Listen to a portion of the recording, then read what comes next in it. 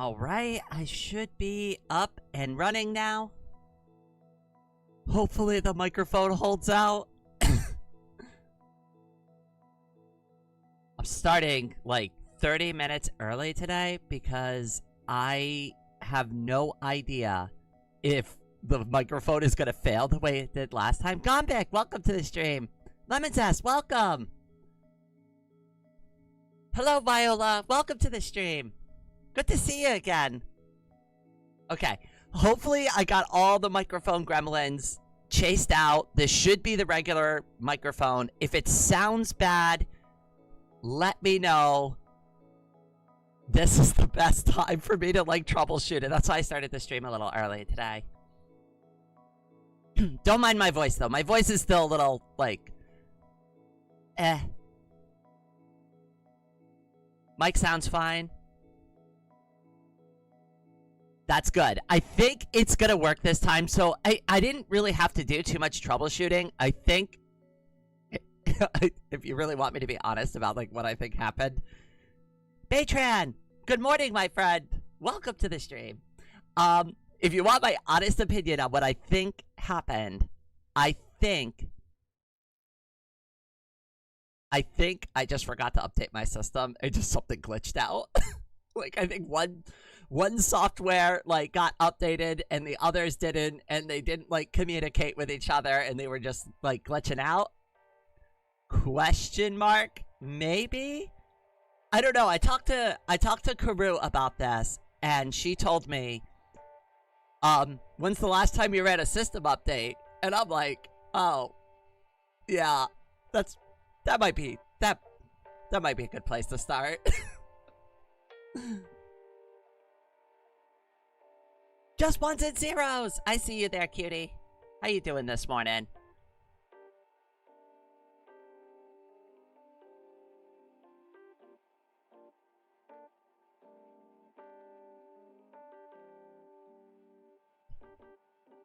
So, I don't know if anybody's been paying attention, but this weekend I spent a lot of time on the SMP.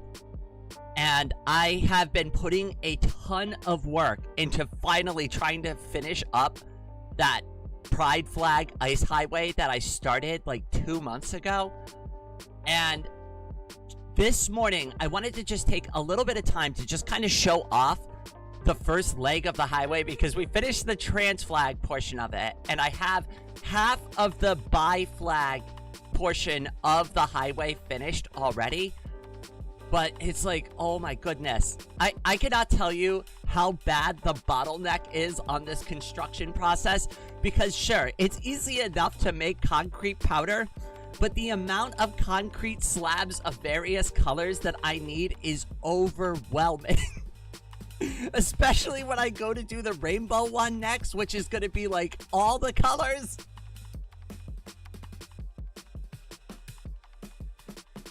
Oh, that's awesome. I didn't get a chance to see ya, but if you get a moment, you should check out the highway, Zookeeper, and give it a ride. All the stuff that's been finished so far is safe to ride on, and the ones that aren't, I put like a roadblock in them so that you just don't randomly fall off and die. Damn, welcome to the stream. Alright, I'm feeling pretty confident that the microphone's not gonna fail, because the worst thing that would happen, right, is I start this stream up, right? I start playing the game in the middle of the SMP, and I have no idea that my microphone, like, just kicks off randomly. Is the rainbow one gonna be the perpendicular one? I think the rainbow one is gonna go opposite of the trans flag, like directly opposite of it. So the ones that the direction, I'm just gonna try to simplify it. All right, so for north, I'm thinking non-binary.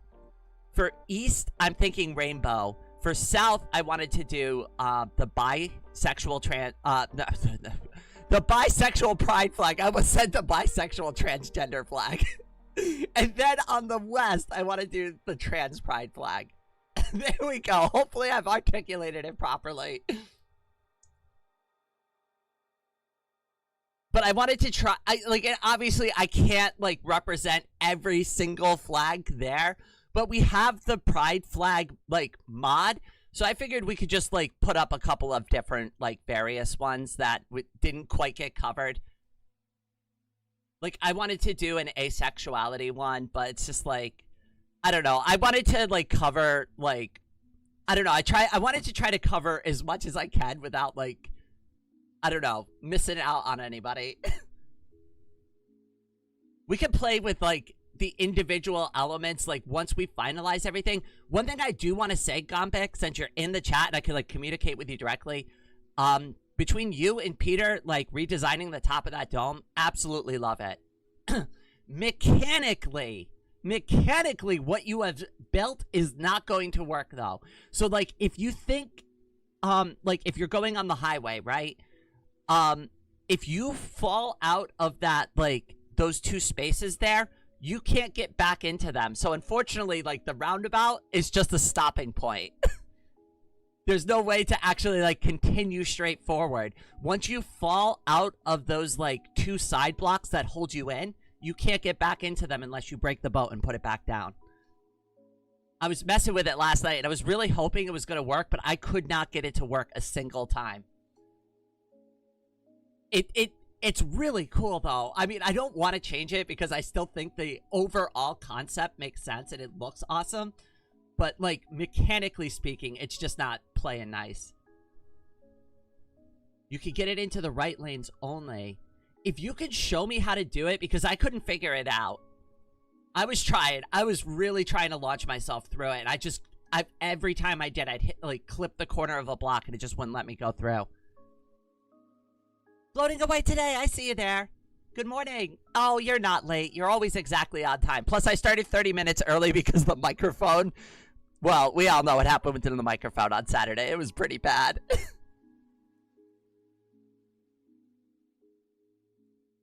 I've made the geometry specifically to exclude people from going the wrong way. Oh, wait. We have to have a conversation about that, Gombek, because, like, not every place in the world agrees on, like, what is the right way to, like, conduct traffic. We have the right way to do traffic, and then we have the left way to do traffic. Now, I might be biased, but I would argue the right way to do traffic would be on the right-hand side. Saturday was micro-doned. I like that, Alfie. Welcome to the stream, cutie. Hi, Jake. I see you there. Is there an autistic flag? How did people decide how that would look? Actually, I've never looked into that before. I don't know if there is one. I know, like, that some of these get, like, a color.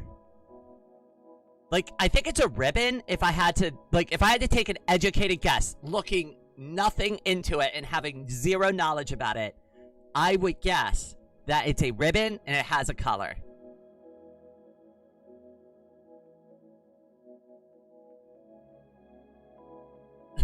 We do not include the Brits. Brexit means Brexit. Gombek, I love your high-line approach to this. Bravo. Taken after my own heart here. Poor Lemon Zest. Sorry, Lemon. We have the right way and the rain way. Lemon, that was perfect. I love that. I'm gonna steal that. I'm gonna use that from now on. That's beautiful. We have the right way of doing things, and then we have the rain way. Oh, that's gorgeous. I love that.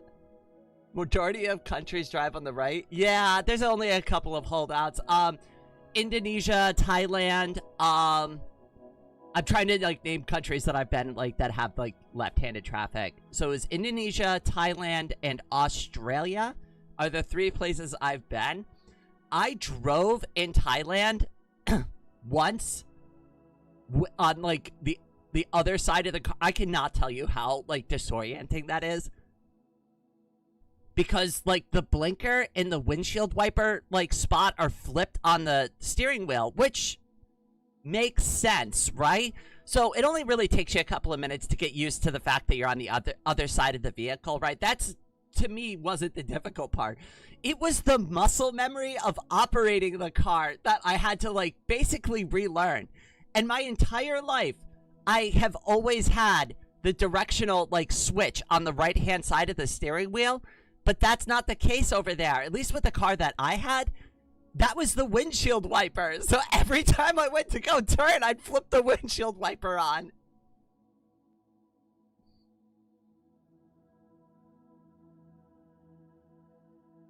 Damn knows what I'm talking about. Y'all have left-handed traffic there.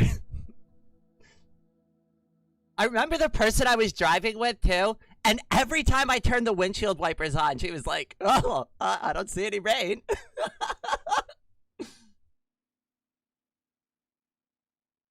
Rain, you got microphone popping. Okay. That I can address now. Hold on.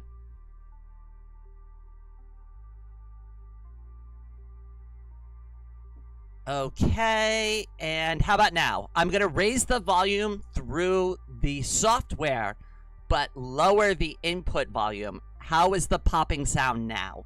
Are we getting pop still? Should I say a bunch of P words? Like, should I say Peter Piper picked a peck of pickled peppers? How many pickled peppers did Peter Piper pick? Are we still popping? No, we're good now. I think I just have to kind of like... Because I was messing with it on Saturday during the stream, and then I was messing with it a little bit yesterday. That's why I was like, let's take a little time before we get things like formally started, just to like chase out the audio gremlins.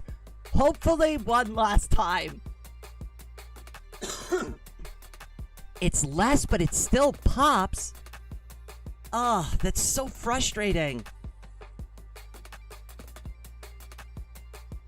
I wonder what's doing it. Hold on, let me try turning the volume down a little lower through the audio DAC. Okay, what about now? How about now? Are we doing pops now? Or am I just, like, is my volume just getting lower? Maybe my headphones are too good. Well, I want my, like, really nice microphone to actually make me sound nice, right? Like, that would be...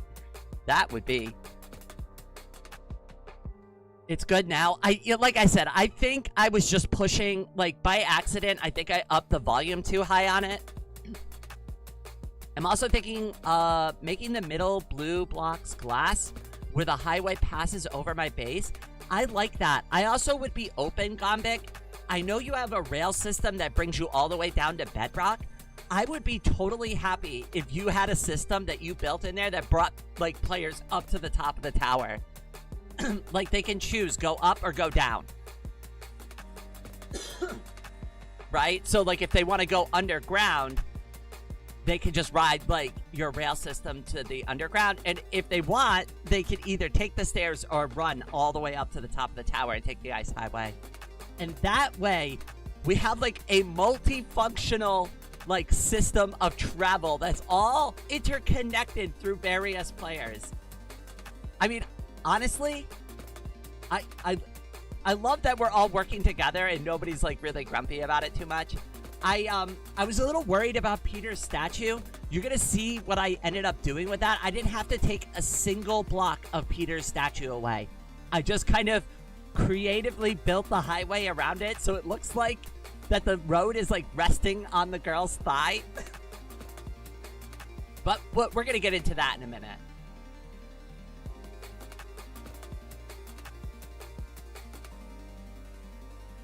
My girlfriend isn't getting addressed. I said hi to Zookeeper when she first showed up here. But if that isn't enough, head pats in the chat for everybody, including Zookeeper. Y'all deserve head pats for putting up with my audio gremlins. The YouTube default emojis are strange. Hopefully, you'll get a chance to get a free membership. Just make sure you have membership gifting turned on before that happens. A lot of folks here are very, very generous and will gift memberships quite frequently. And hopefully you'll be able to get some new emojis. The stream didn't load for the first minute for me. Aw. Brain ignoring girlfriends, shaking my head. This is why I don't have any girlfriends.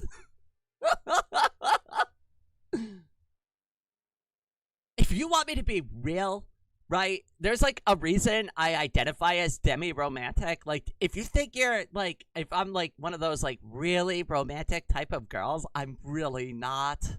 I'm really not.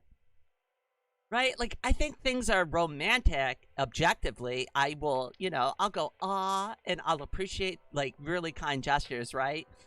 But like, I don't know. I'm not just like pulling up random rom-com movies and like watching them for funsies, It's just not really like my thing. I'm very boring in a relationship. It's like just being friends with me still, except I don't know, maybe some tangentially like few benefits more, I guess. It's not like I'm any different. I really do just treat my partners more like an enhanced best friend.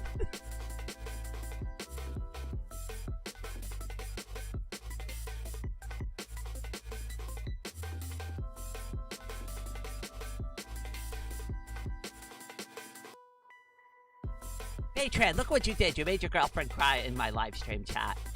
Shame. For shame. I'm definitely not taking any responsibility for that. Yeah, you can ask me some questions about my transition. And before, if I'm comfy answering them, I'll answer them. If I'm not, I'll just tell you I'm not comfy answering that. Ask me whatever you want.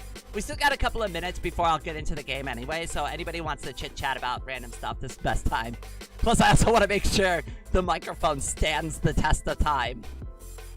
Also, that music. Oh my goodness. I keep saying I'm going to go through and, like, level out those audio tracks, and I, like, have lied to all of you about that for so long.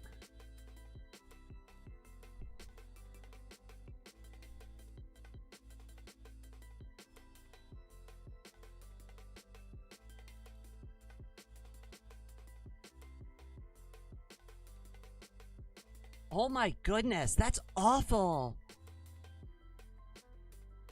That is exactly how accidents happen. I am so sorry you had to be, like, part of that at all. Obviously, like, I'm very acutely aware of how bad a truck accident can be. So that really bothers me. There is no reason that you are ever in such a, unless you're an emergency, like, vehicle trying to go to save somebody else's life, there is no reason you need to be, like, somewhere 2 minutes sooner. Just drive like a normal person, right? Like, I get frustrated in traffic, too, sometimes. And you know what I do? I just mutter under my breath, and I'm just like, this effing douchebag, right? And then that's the end of it. Right? Just drive normally, please.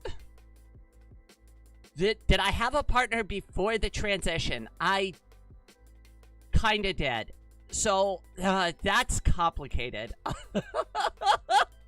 Okay, so, here's the timeline on that. So, I had a partner before my accident and slightly after my accident. And as a result of the accident and, like, going through that recovery process, our relationship fell apart. And we decided to just try to be friends after that, which we are still friends at this point, but we've had a hell of a roller coaster trying to get to that point.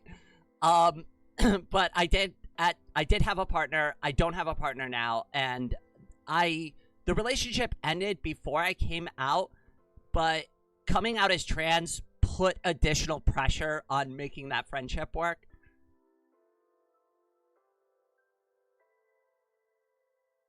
And I don't want to, like, overly simplify it because that is such a complicated thing to answer. So I hope you don't mind the simplicity there. But it's like, I don't want to delve into, like, our, like, personal issues, you know? It's okay. It's okay. And here's the thing, too. Like, here's the thing. And I've asked them point blank. And I'm just like, with it all being said and done, now that I've, like, come all the way, I have my wheelchair now, and things are not as bad with the accident, right? And things have settled down with my transition, right? I'm like, would you ever consider being back in a relationship? Not to actually be in a relationship with them. I've been through that, right? Just to kind of just gauge like where they're at. And they point blank told me, they're just like, I don't want to be in a relationship with a woman. So that in and of itself right there, that just deads the entire concept. So it wouldn't matter if anything else like worked out. They don't want to be in a relationship with a woman. That's it, and it's as simple as that. And I have to respect that boundary. So, you know, there are other far more important reasons, but just to like clarify, they just, you know, after I transition, they're just not interested in me like that anymore. So being friends is the best thing we could do.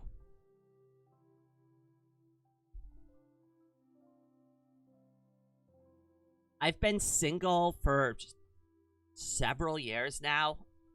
I haven't really tried dating or like getting out there. I've been focusing on myself for the most part.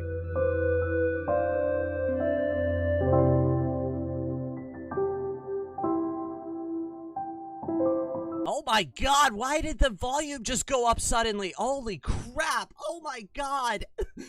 That scared me. Why? Why? Why is it going up that loud? Oh my god. I just jump scared myself. Loud calming music. Yeah, I know. How do you jump scare yourself with a calming track? Oh goodness. Volume goblins apparently. Well, at least the microphone works. Oh goodness, that scared the bejesus out of me.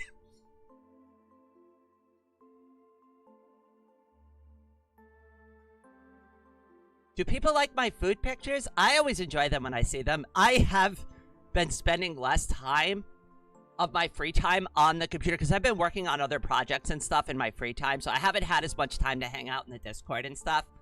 But when I do come across them, I enjoy them.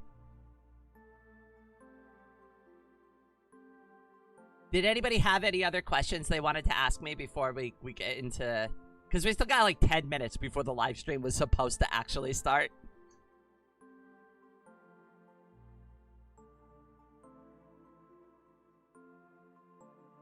Rain, what are you hoping will be a thing in the future? Not the usual stuff like, I hope the medicine is better and free, or everyone is accepting. Something less obvious. So something that I'm working on, and it hasn't formally started yet, is... I brought this up a couple of times on live stream. This is very important to me, okay? Because, like, having a couple of cool YouTube channels is great and all, right? And being a VTuber is fun, right? But, like, what am I really doing to better my own community and to, like, help the people that really need help? So what I would really like to do, and this is endgame. We're not even... We're still at, like, the beginning stages of, like, the YouTube game that I'm playing, right? So this is an endgame thing, but endgame is that I formally start Rain's Refuge as a charity, and it will be a homeless shelter specifically for transgender women who have been displaced from their homes. And it's going to have like a really simple goal. We provide shelter, we help these girls find a job so that they can get out on their own again, and we provide transportation either to their jobs or to help them get like their gender affirming care. And that's it. It's just a simple shelter setup. I don't want to go like too big. You know, I don't want to like overpromise and underdeliver. I just want the same kind of like homeless shelter setup that you get in most places, but specifically catered for transgender women, because not only me have had housing issues in the past, but a lot of people that I know personally, that I'm personally close friends with, have gone through these issues themselves and have struggled so hard with that. So yes, I would really like to have Rain's Refuge be a real thing one day. It's just a dream for now. But if I can do it, I promise you, every penny that I can make out of this channel that doesn't go to, like, keeping me alive, paying my bills, and, like, you know, going to my own, like, my own, like, medical needs, is going to probably end up going to starting the charity. And if we spend every single penny and it just ends up dissolving one day because we ended up helping a bunch of people and gave all that money away, great. Would I love to see it go forever and ever? Sure, of course. I think anybody who makes anything wants to see that happen. But even if it's short-lived, I'd still like to provide that service and say that, like, hey, I use my content creation towards something genuinely good.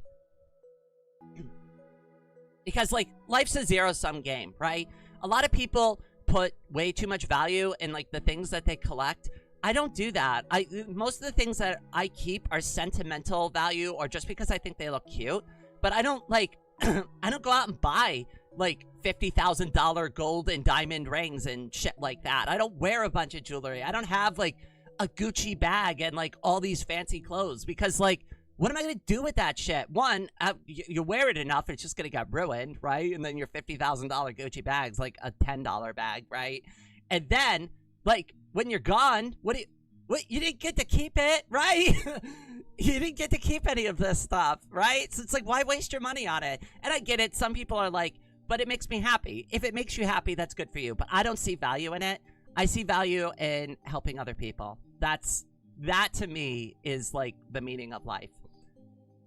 Making people happy, getting them to smile, getting them to be themselves, and helping them genuinely without expectation. Just genuinely just saying, hey, I get it. I've been there myself. You need a hand, don't you? Okay, I know that was like long-winded, but hopefully that answers that question. I really hope you achieve your goal. Aw, thank you.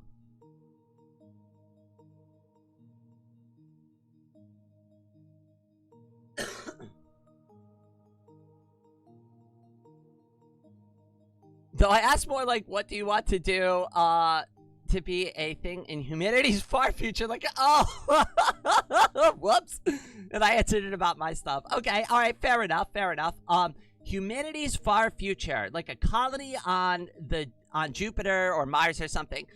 I mean, like, I think it's all cool and stuff that we're gonna like colonize space and stuff like that. The one thing that I really hope that we do actually take time to study a little bit more of is black holes.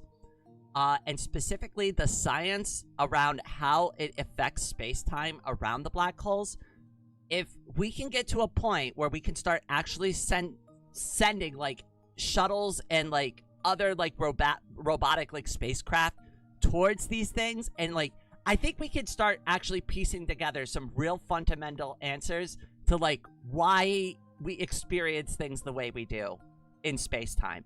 But you really need to study and understand the fundamentals of, like, why it all collapses and breaks down to begin with.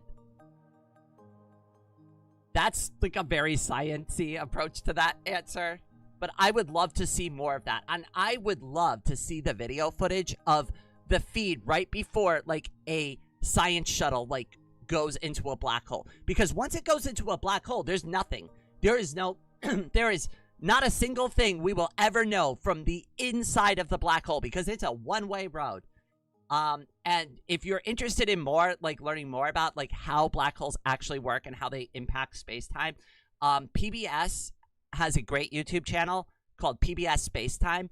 I highly recommend you watch it. It's a great science channel if you're looking to learn more about, like, physics and stuff.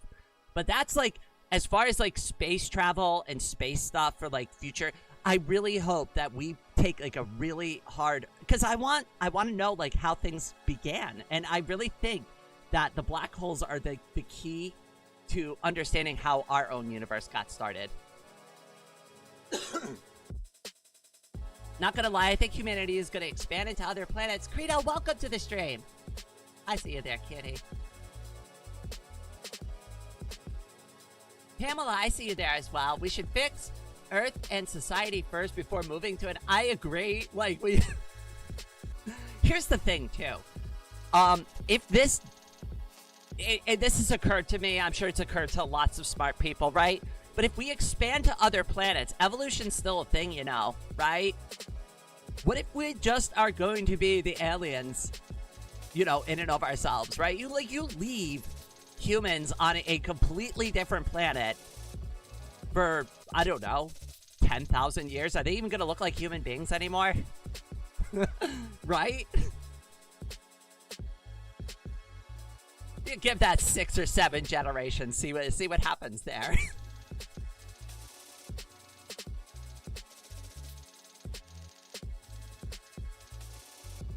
I don't think the future, like, where we go out in, like, all these different planets, right? Like, and it's like, we still look like the same humans. I don't think that's a true thing.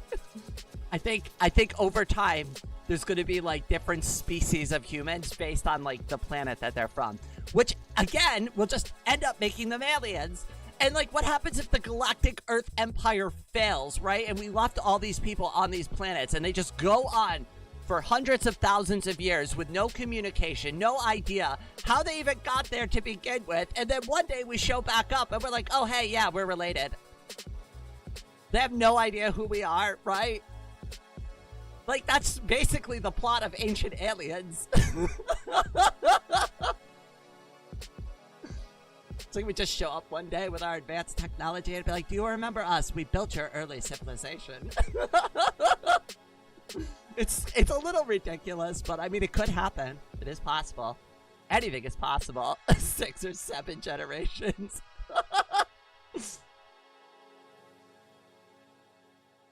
Yeah, there will be differences in gravity. Even if the atmosphere is breathable, right? Like, what if it's a different sun? What if they have a different color sun? And the intensity of the radiation on their skin changes their skin color or changes something else about, like, they're going to adapt to the planet that they live on, not the other way around. They're not going to just keep all their human traits, right? Unless we do some, like, really crazy selective breeding stuff. Like, that's really, but that's, like, counterintuitive to, like, survival. Humans don't really evolve anymore. We don't go through natural... Well, okay, all right. To say that we don't evolve anymore would be kind of mildly disingenuous, though I understand exactly the point you're trying to make. What I would say is that we've reduced natural selection by increasing our longevity through our lifespans. And by increasing the longevity of our lifespans, we have unlocked new conditions that we didn't even know existed.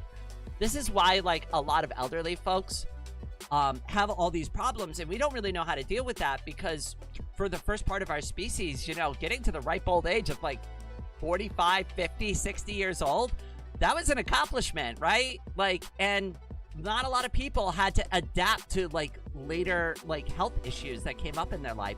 So we've never evolved around it. It's only with modern medicine we're starting to, like, learn about these things. And because of the modern medication we use, we're not only discovering these new problems, but then we've, like, kind of realized we have no way to adapt around them now. So it's like a double-edged sword. And there are still, I would still say that, like, humans are still changing, but it's very subtle. It's a much more subtle thing than you would see, like, in nature.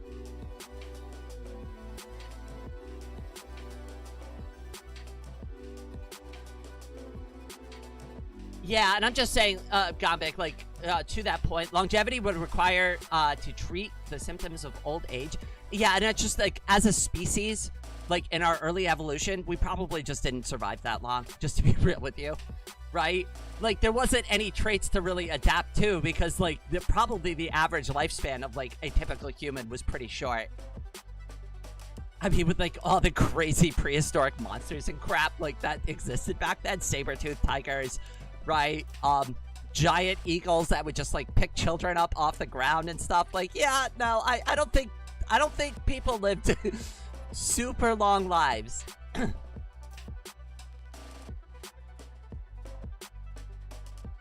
if you don't think the eagle thing is real, it's real, by the way. They have found prehistoric bones of, like, unfortunately, like, 2 or 3-year-old kids getting picked up by giant birds.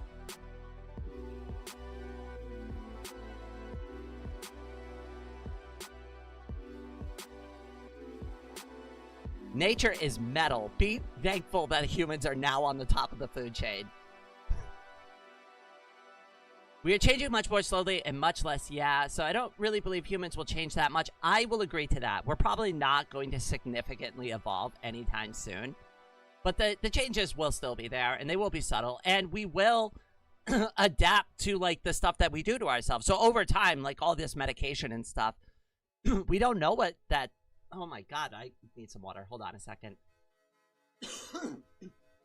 We don't know how that's going to impact us in the future, right? Because we may adapt to our own medications, which would be a bad thing, or it could be a good thing. Who knows? I think that will eventually move into space just because we can. I think we will too. But if you're like,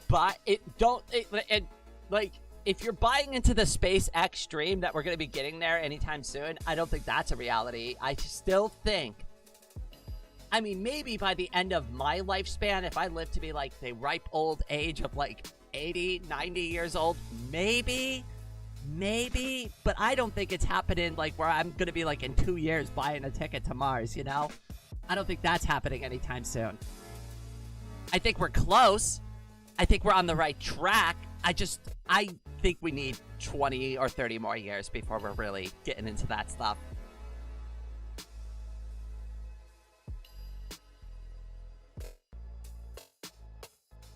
Rain, will we have cat ears?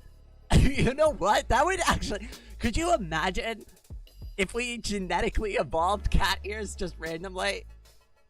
Like, it starts off, like, right, as, like, a selected trait for humans, and then all of a sudden you actually have, like, a species of cat people, like, existing on Earth.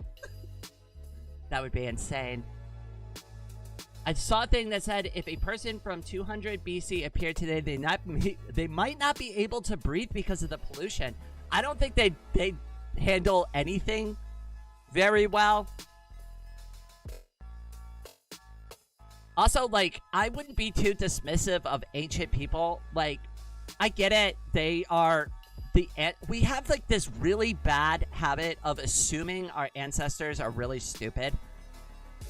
And we always, like, make fun of them and go, ooga booga, ooga booga, me cave person, fire hot, right? Like, and I don't think they were like that. I think they were pretty intelligent. They just lacked the means to, like, actually do anything, right? But it's like that same natural born like curiosity and discovery about like the way we can manipulate things in our environment that has always survived through all the different evolutions of like through the like, you know, through time, like through all the different species of humans that have existed.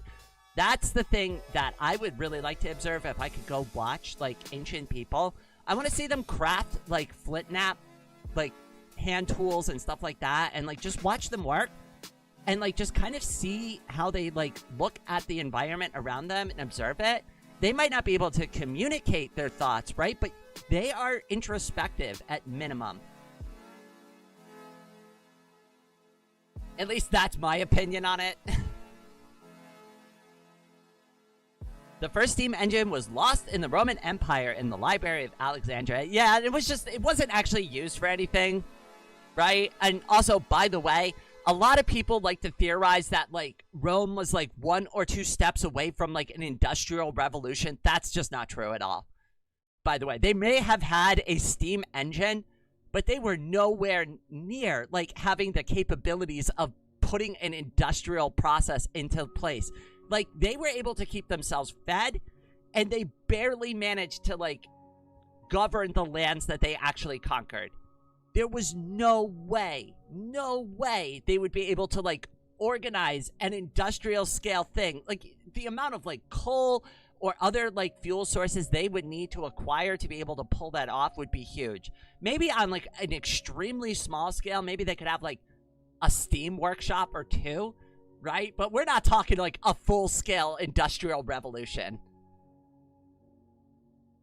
There is, like, very specific requirements for technology and human understanding to make those things happen.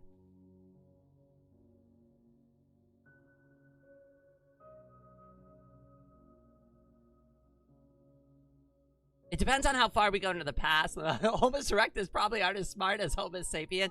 I mean, at minimum, though, the point I'm trying to make, though, is that even if they weren't intelligent, they were still thinking things. They were still intelligent enough to look at a rock and go, this could be more than a rock. This can be a tool.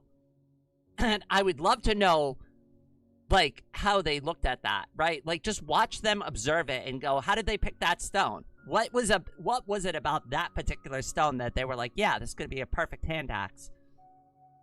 Would I be able to communicate with them? Absolutely not, right? But even through observation, you can learn a lot. Okay, all right. I think we've messed around quite a bit. Let me go ahead, log into the server, get the game pulled up, and we can chit-chat a little bit more later once I show off a couple of things. Now, I'm not going to be, like, playing on the server today, but what I wanted to do is I wanted to show off what I'd been working on the whole time. So this is another player's house. I didn't ask permission yet if I can build over here. So I kind of just built a staircase and stopped building over here. But this is where one leg of the highway is going over to. And the whole point of doing this is to interconnect all of the different, like, places on the server so that we could start, like, having easier modes of transportation. But let me go ahead. We're going to turn this around, and we're going to start heading back over to where Miss Anna is. Which I got to stop calling her that, but I keep reading the frickin' names on the screen. Like, I'm Ron Burgundy. Reading the goddamn teleprompter. But this is, by and far, the most efficient way to travel on the server.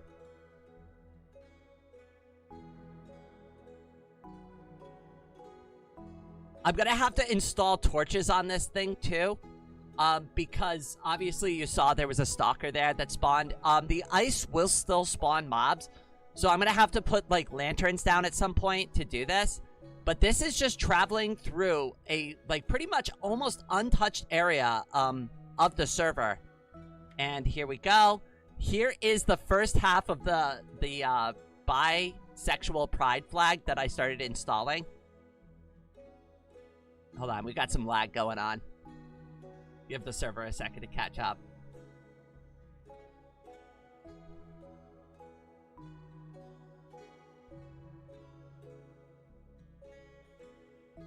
It is pretty nice. There we go. Now it's popping in.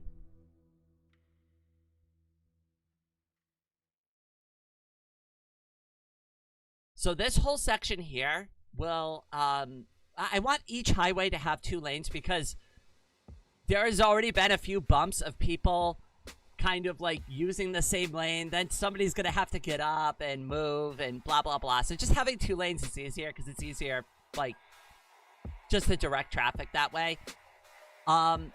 Here is the roundabout that Gombik built last night.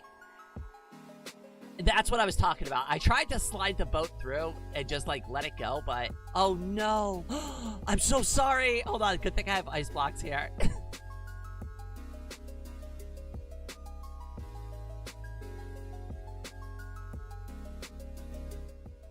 Oh, I forgot I still had the, stream music on. There we go. Let me turn that off. So this is the roundabout, and this is centered on 0-0. So all of these highways are going to go out in different directions, starting from the 0-0 coordinate. And you could actually, at one point, I was talking to Gombik about this earlier, we're thinking about having a way to come up and down. So you could visit 0-0 if you wanted to from here, or just come up here and use the highway.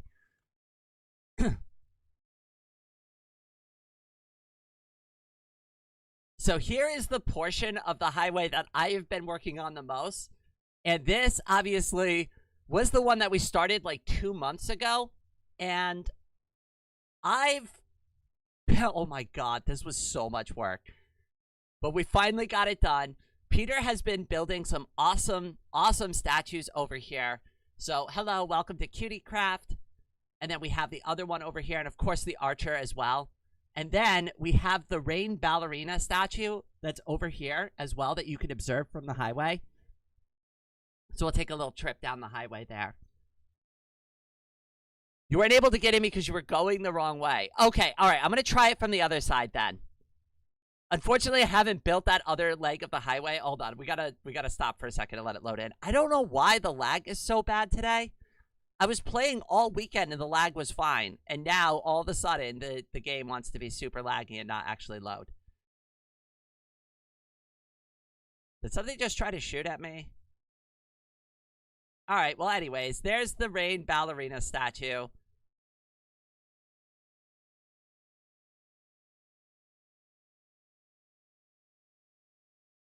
This was also built by Peter, and Peter took some time.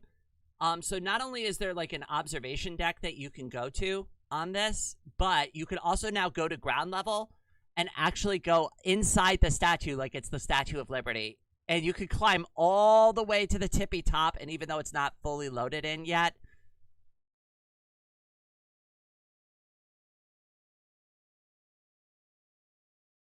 there we go. I'll just hang out here for a second and let it load in. This is a little bit too why I'm like, I want to be able to live stream the SMP. The problem is though is that the lag makes it kind of problematic to do that, because now we're just sitting here and waiting for a statue to load.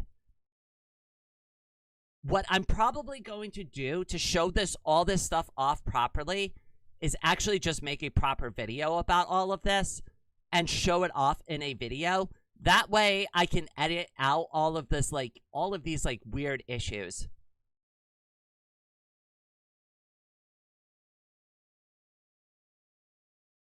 No, I haven't. I don't really use Depth Strider very much. I don't need it. How do you keep track of where you are when building something so big? Thankfully, I'm building in straight lines, so it's not too hard. But, like, the hardest part about doing this was measuring the end tower that I'm, like, progressing towards.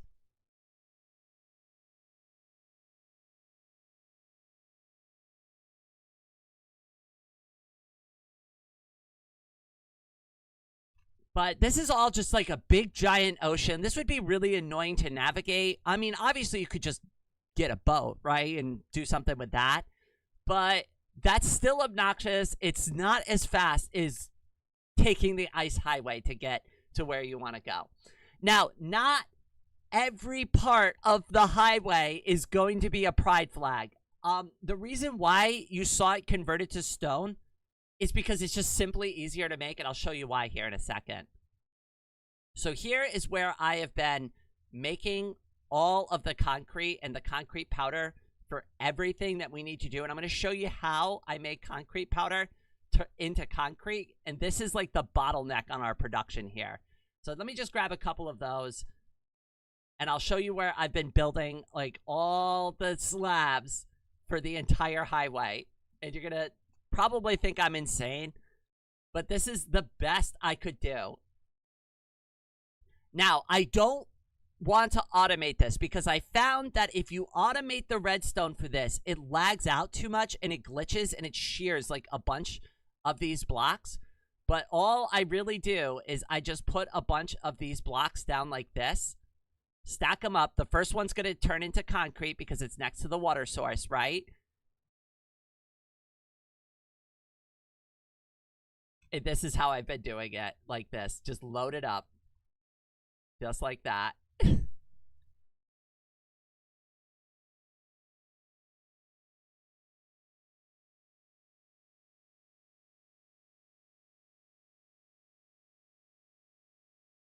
Oh my god, the delay for me is insane. The Wi-Fi is so slow today. Let me double check too some of my like delay settings, because that also could be me. I've been known to screw that up. Oh, scuffle live stream, Rain. You wouldn't dare, right? I'm not gonna do too many of them, but I want to put at least enough here to kind of show off like what has been going on with this thing so you can understand.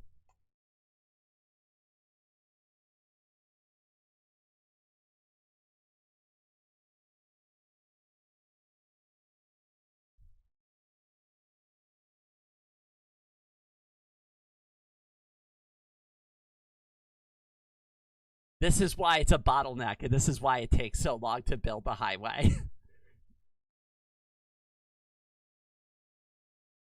Cool, so let's say that you've stacked up as much concrete powder as you want, right? So what I do now is I go over here to the minecart, and then we just ride around. And there is an activator rail there that pushes the pistons. And they push them out closer to the water and convert the blocks into concrete properly. And then I just hop off of this, and I break the blocks. And that's it. That's how I've been doing it. I don't know any other way to do this. It's so painfully slow. But this is how I've made all the concrete for the highway so far. Using some variation of this piston pusher setup to push the concrete powder near a source of water.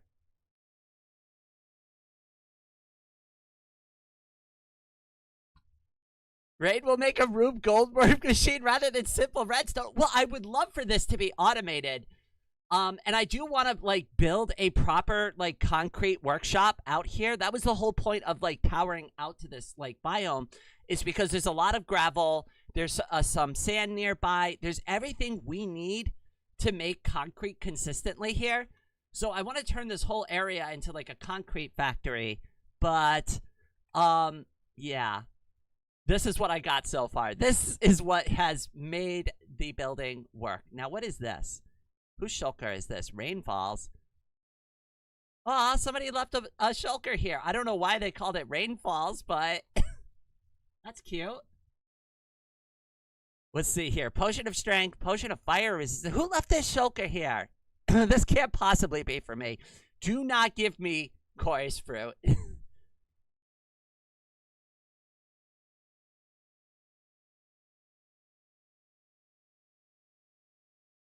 Chorus fruit is a dangerous thing for me to have.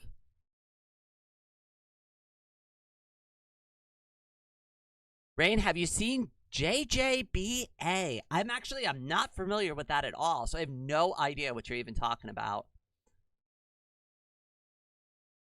Oh no. Well, it looks like Anna cleared out some of the gravel, yeah, to the staircase, but there is a staircase that was here before. And then this is from the last live stream.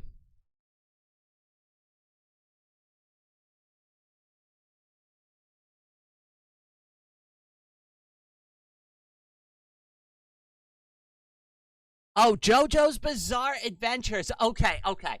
So I have seen, like, I want to say, let's say the first season, but I don't clearly remember the entire first season, just to be real with you about it. I remember, like, the first couple of episodes. I remember it, like, being really, really different. Very different. I enjoyed it. I don't remember why I stopped watching it. It was right before my accident, too. Now the lag is better. Like, look at how much quicker the statue loaded in this time.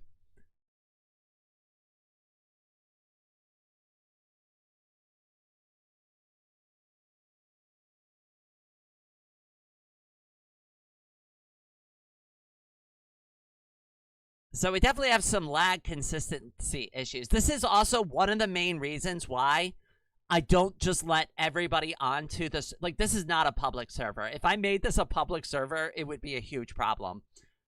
Nobody would be able to play.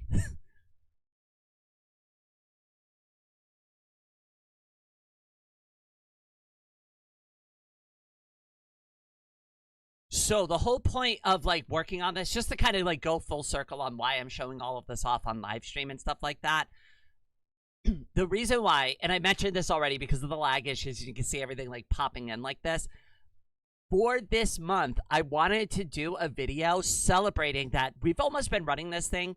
We've been running it for 6+ months now. So basically, the video is going to be something along the lines, and the title could change, but it's going to be like, I let my community build on a Pride server for 6 months. Here is what they made. And, like, just show off all the builds. And it's just going to be a summary of all the coolest things that everybody made. All the little towns, all the little villages, all of that stuff. But before I do that video, I want to get at least way completed. I think that's fair. It's probably going to be a little unreasonable to expect every single part of this to be done. But if I could at least get the trans flag and the bisexual pride flag done for the server, I would be extremely happy. Oh, I see, I see Anna is correcting some of my design mistakes. Oh, my goodness. So I already fixed this last night, but I made a huge boo-boo when I was going through and doing this. So I had, you know that old saying, measure twice, cut once? Yeah, I didn't follow that rule. So when I was putting the ice blocks, I put them one block over next to this right here. Bad idea. Bad idea. I went and I probably got halfway through placing the ice before I realized it's misaligned with this. And I had to go back and correct every single thing. Awful. It was absolutely awful. I hated myself for it. I was like, no, Rain, why didn't you check before you laid all these ice blocks down? Oh no, Anna! What are you doing over there?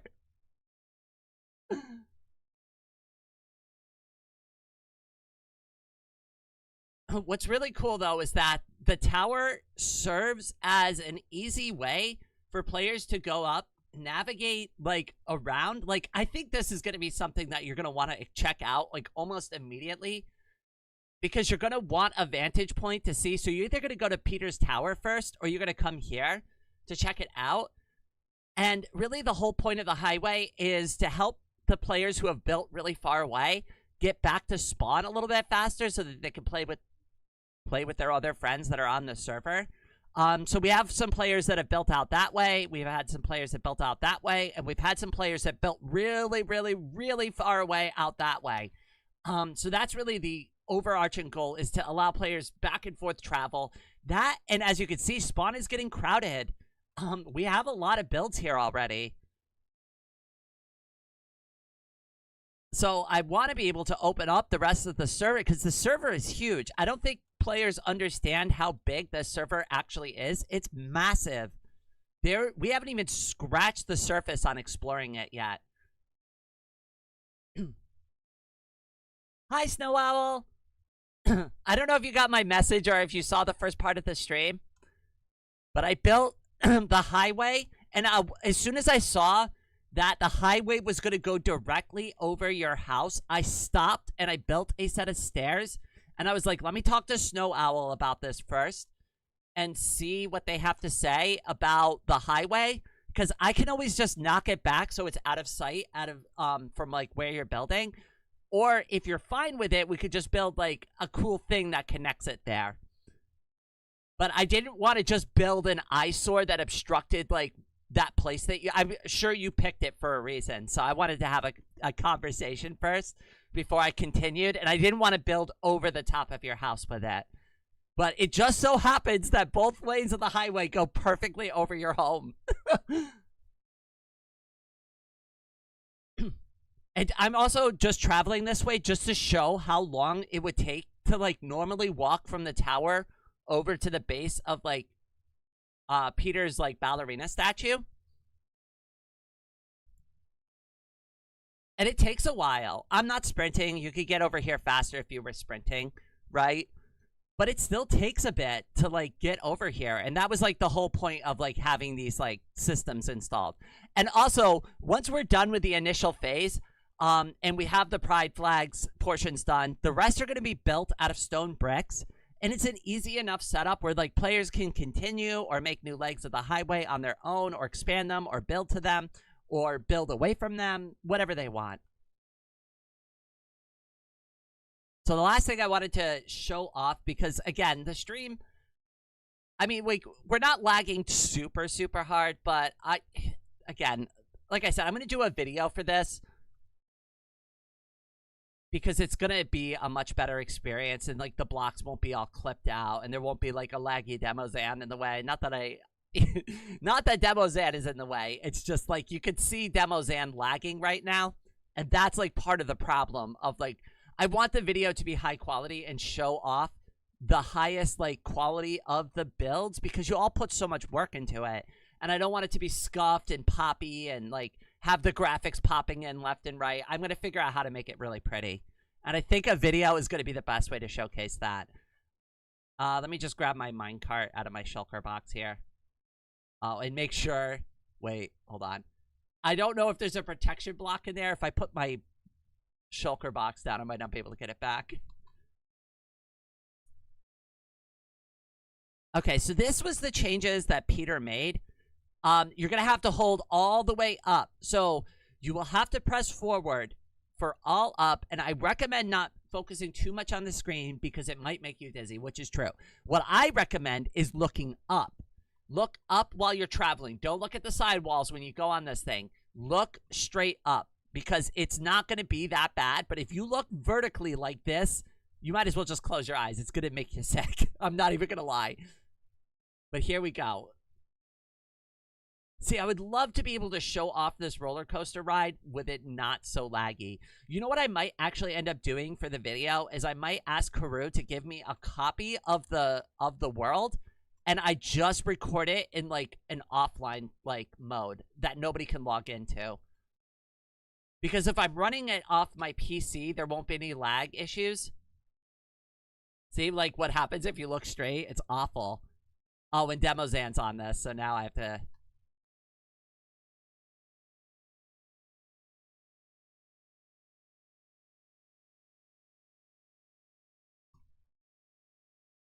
Here we go. So the part I wanted to get to, where's the heart? I think it's up a little higher. There it is. So the part that I really wanted to show off, and I thought this was adorable, and I don't think Peter realized when he named this, like, what I had already written on my armor piece. But he added a little statue that says, not anatomically correct, but this is Rain's heart. And for those who don't know, I named my chest piece Rain's heart. I don't know if Peter knew that, but I thought this was adorable. Just a nice little touch. I'm also thinking about building some cool stuff here. There's a lot of, like, cool areas to stage, like, different things.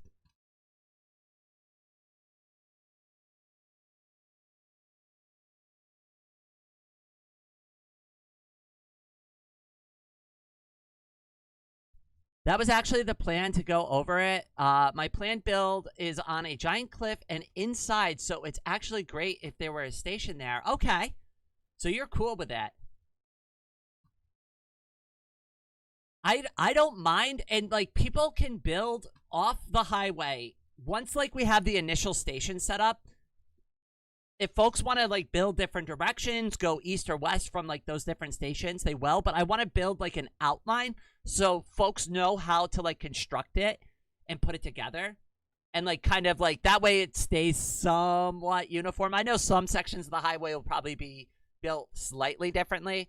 But as long as people can look at it and go, ah, yes, that's the general outline we're going for, right? The building materials don't really matter as much as long as, like, players understand how the ice highway works and how you, like, connect to it. So this is the very, very tippy top of the statue. I don't have an elytra, but Peter was kind enough to let me borrow their elytra to fly down to the bottom, which was a lot of fun. I was able to fly around the entire statue. So I'll get another elytra for the video. I'll probably cheat one in just for that video and fly around it. But this is a really good base jumping point if you wanted to base jump with your elytra. So just throwing that out there for anybody who plays on the server. Now, as for me, you can still base jump off of it anyways. All right, don't clip anything, Rain. Don't clip anything. Don't clip anything. Don't clip anything. Oh my god, I almost hit the corner.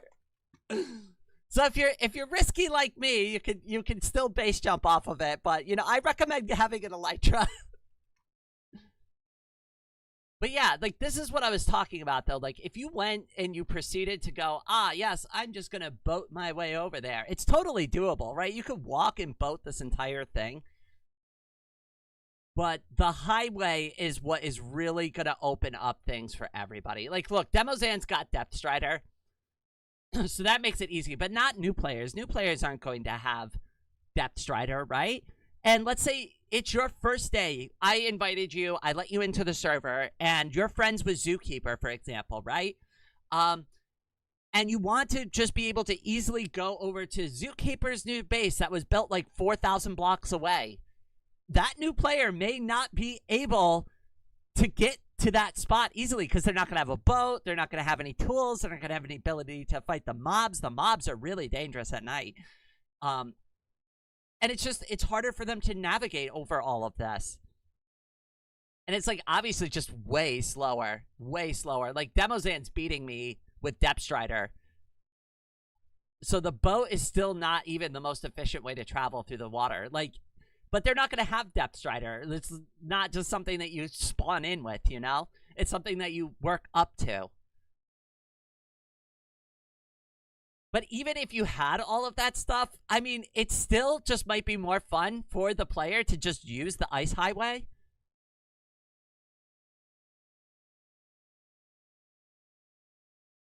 And that was like the overarching like thought behind the entire thing. I also think I built it up high enough where it's not super intrusive. Like, obviously, you can see it, right? And it's part of, like, the map now.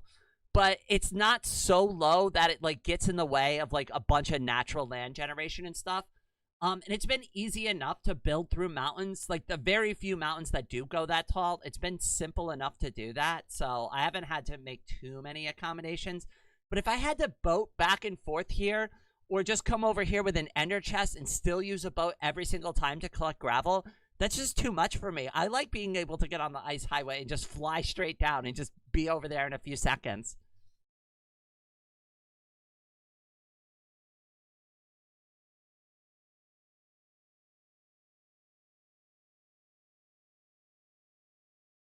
Also, anybody who has been part of the community for a while now, and hasn't been able to get on the SMP, if you go over to the Discord and just mention me, if you've been part of the community for a bit and we know who you are, no problem. We'll let you in. We'll let you play.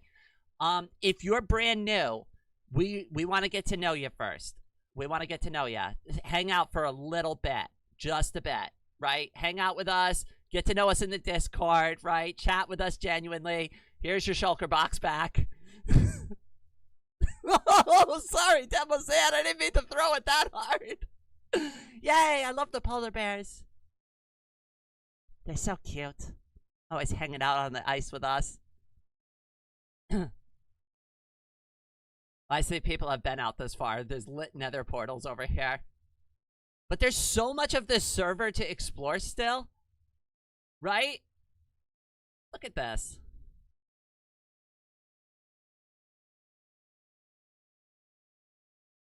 I don't know where the start of the highway is. It's at 0, 0.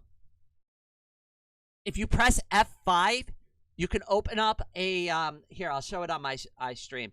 So if you see, now up on the top left corner, I have coordinates that I can read while I'm, like, well, it says POS, it's on the second line, right? And it says I'm about negative 2,000 blocks out from spawn.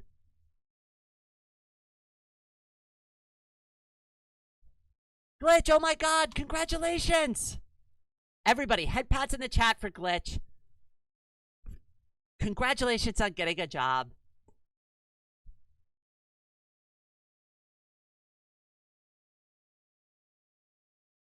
I have once again taken a break from trying to put in job applications because I've literally applied to everything I've qualified for and none of the people called me back a single time. This is just endless ocean. This is also why I'm building the highway. I'm going to just build a highway over this, right? Like, there's nothing really interesting to explore here unless you want to go underwater diving, right? But there's really no reason to, like, deal with this, right? Might as well just build a highway over the ocean so that you could zip through it and get over to the interesting landmass, whatever is on the other side here. But the next leg from the trans flag portion, this portion will be built out of stone. But whatever it is over here, whatever this landmass is what I'm going to build to next.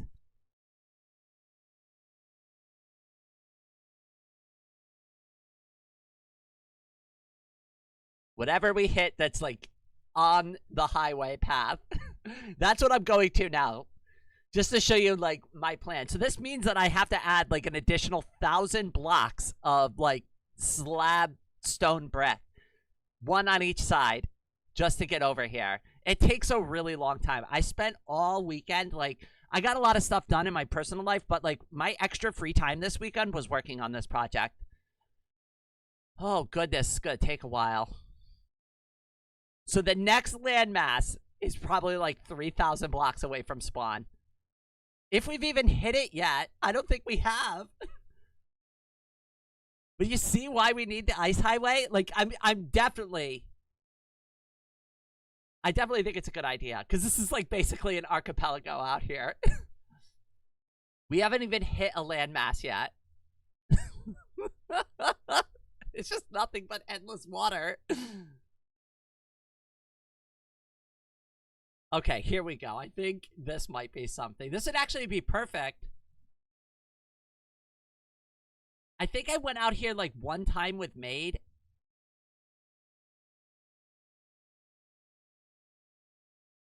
This would be a cool spot. Somebody's been out here before. I could tell. This is probably their away base.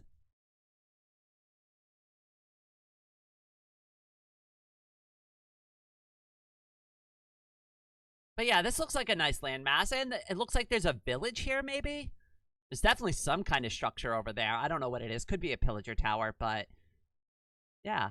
This would be the next spot to the highway. That way people can come out here. They can get up on the cliffside. They don't have to, like, mine a weird path up to the top side of this, because there's obviously no egress up there at all whatsoever. So I don't know why I broke my boat like that. I just decided to swim randomly. But this is the proposed next place that we're going to build the highway to. And I can't wait to see what players end up building up. Oh, it is a pillager tower. I can't wait to see what players end up building over here, because I think this is a really cool spot. Like, it's an archipelago. It's got all these different various, like, mountainous things that you can connect to each other. So I think this would be a really cool landmass. If anybody was interested in building something here. I might even come over here and set something up for myself. Okay, so it looks like you can kind of land over here and maybe a little bit get up there, but it's still not the easiest thing in the world. There's that pillager tower.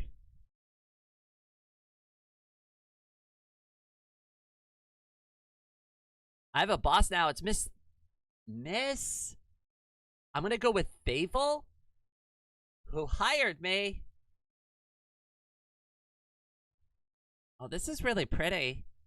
I like this. Oh, actually, you know what I need is cornflower blue flowers. So while I'm out here, I might as well pick all these up.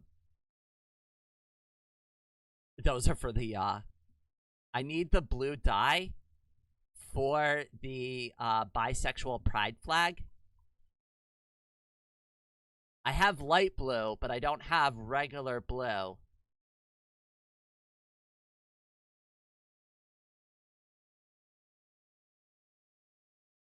So now we're picking flowers on the SMP. Y'all having a good time?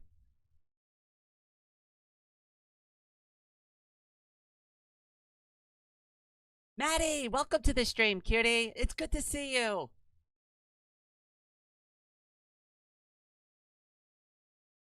I'm gonna need a lot of these blue flowers. How many did we get so far? Ah, 15. That is not at all enough. Not even close. I need like 3 stacks of flowers. If all the blue flowers start disappearing, you're gonna know the reason why. Though I try not to pick flowers near spawn. Because a lot of people have put work into detailing the landscape. So don't try to pick, like, stuff near spawn, please, because players have intentionally planted flowers and, like, done, like, landscaping and stuff. Go out. There's a billion other flower fields if you need to pick flowers, so that's what I do, just to try to be respectful of people's builds.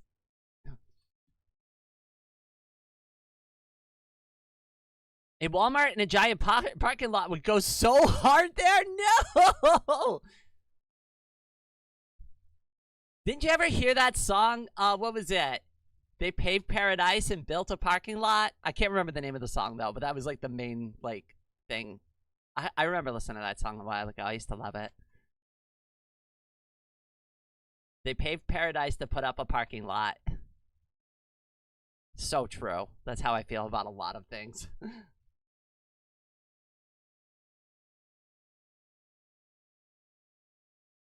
Oh, there are more blue flowers. I'm just stupid.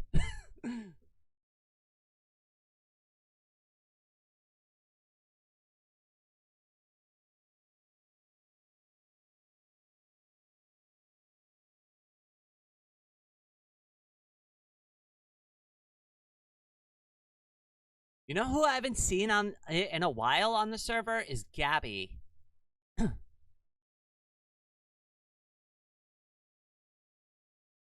Hopefully they're just having fun or they're busy with school or work or something.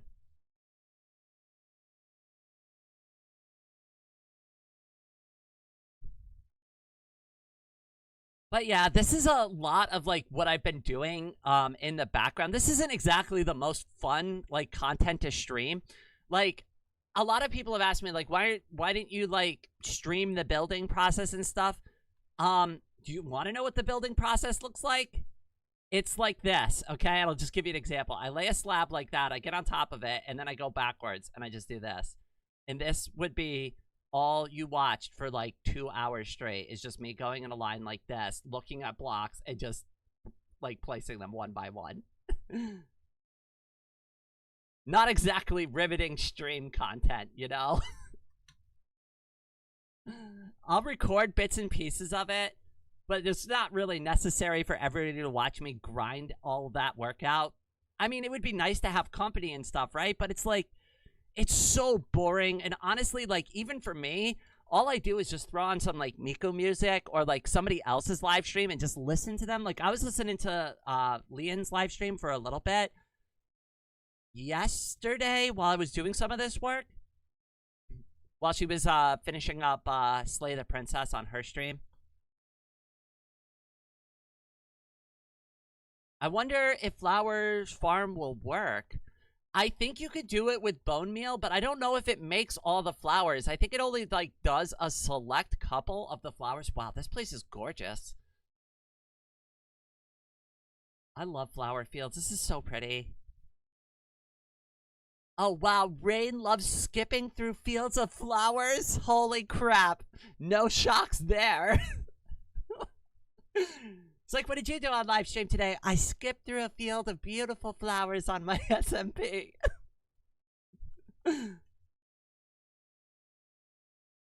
I'm just kind of curious now, like, where this is all going. There's no way this connects back to the mainland. Oh, a village! Yay! I love villages.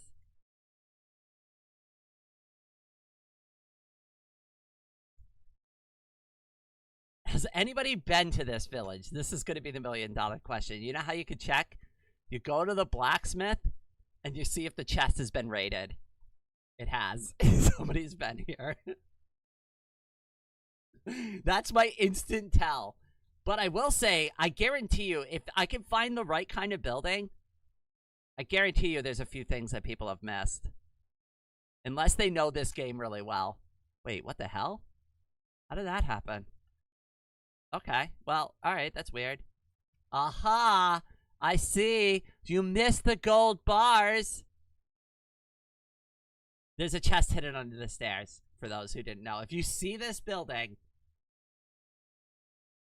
this shaped building here, with like the little sign over the door, you go inside, and underneath, there's a chest that like almost everybody always misses. Every time. I don't know how they do it, but they keep missing that chest. So even if you raid a village, I usually can find some kind of goodies somewhere. Oh, that's really cool. I love, like, when the little lava comes out of, like, these things. I'd love to build a volcano. Unfortunately, it's so destructive. Rain, have you seen the new life sim, Paralives? Do you think it will be cursed with every line of code is a DLC curse? No, I haven't heard anything about it. This is all new to me. Uber, welcome to the stream. Unless you've been hanging out here for a while and I just wasn't paying attention. Whoa, how do I know? I've been playing this game for several years. I know some of you are like brand new here. I've been playing Vox Libre now for like, what, 2 years? On and off on this channel, making videos, doing live streams. I was streaming this before I even came out as trans. I have an entire adventure where I almost beat the game when I was cisgender.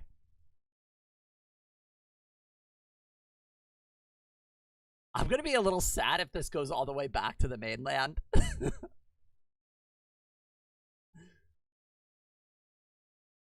If you watch the Can I Find the Strength to Finally Beat Vox Libre video, which is on my channel, I cover that part of it, right? About like, I basically was just only doing it for fun, and then I had like a bunch of like stuff come up in my life, mostly work related, stuff related to my accident, and I just kind of gave up on trying to beat the game on live stream. And the whole point of the video was to finally come back. And if I'm going to say this is my favorite game, well, I have to beat it and prove to everybody that I beat the game. And that was the whole point of doing that video. I'm very new to Vox Libre. Just kidding. Peter, if you told me you were brand new to Vox Libre with some of your builds, I would not believe you for a single second. Okay, all right. So the landmass does end eventually. But God, this is gorgeous. I love this. And look at this lake. There's so much building potential over here that like people are just ignoring because it's 2,000 blocks away from spawn. And I get it. That's annoying, right? But that's why I'm doing it. Okay.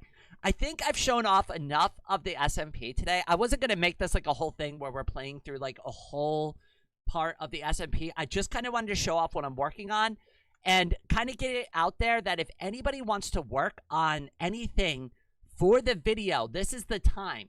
So if you want to change something about one of your builds, or you want to let me know that you built something that I've overlooked, and you're like, yeah, that would be really cool if you can put it in the video, right? Let me know. Work on it now.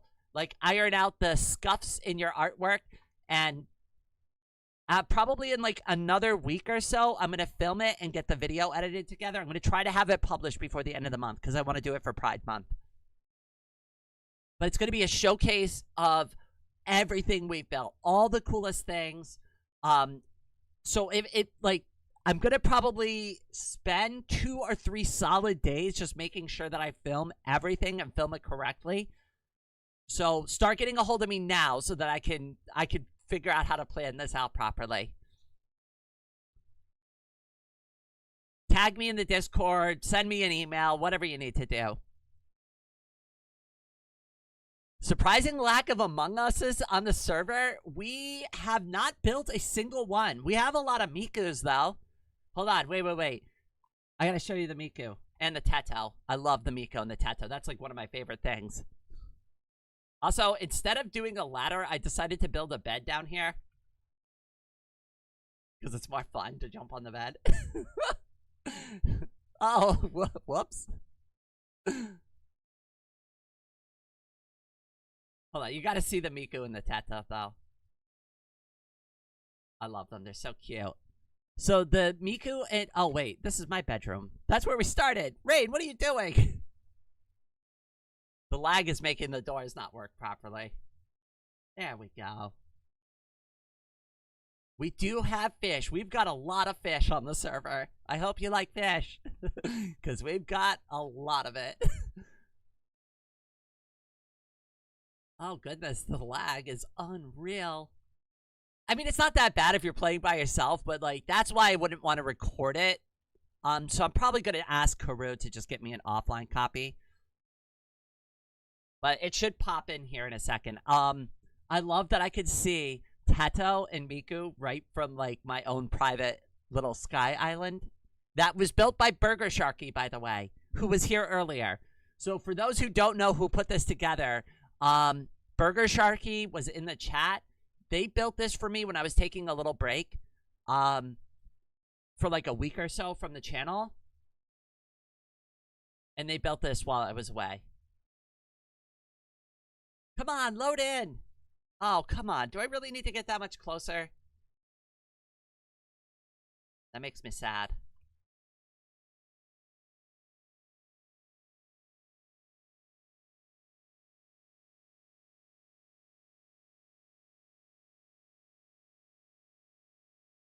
I'm so disappointed about the Switch 2 removing the giant fish button that does nothing when pressed. I haven't, I'll be honest with you, I'm so uninterested in Nintendo these days, I don't know anything about the Switch 2.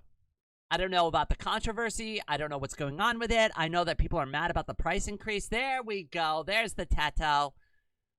My glorious, beautiful Teto that was built by Peter. And there's the Miku. I call her the goddess Teto because of all the god rays and stuff. And on that note, I am going to log off because I don't have a milk bucket and I don't want to deal with that.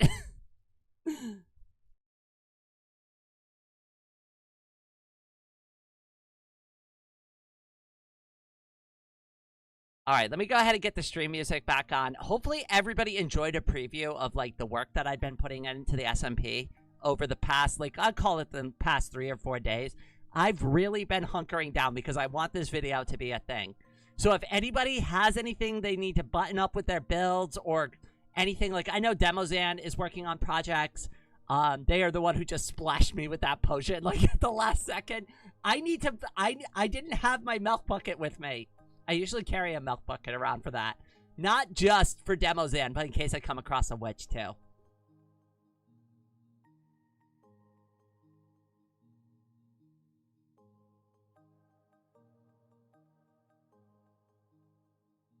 Oh, wait, why is the music not playing? Oh, I turned it down too low. There it goes. There we go. I can hear it now. Dark Raven, my brother! I got 4 stacks of it. Give me one. Give me one. Give me one of those. I've got ideas. I've got ideas for it. But yeah, anybody who has any builds left that they want to work on, that they want to, like, kind of, like, square away before I do the video, now is the best time to log back into the SMP, dust it off, get everything going. Once again, God, the music. Oh my goodness. Sorry, I didn't mean for it to be that loud. Let me turn it down a bit. There we go. I think that's reasonable.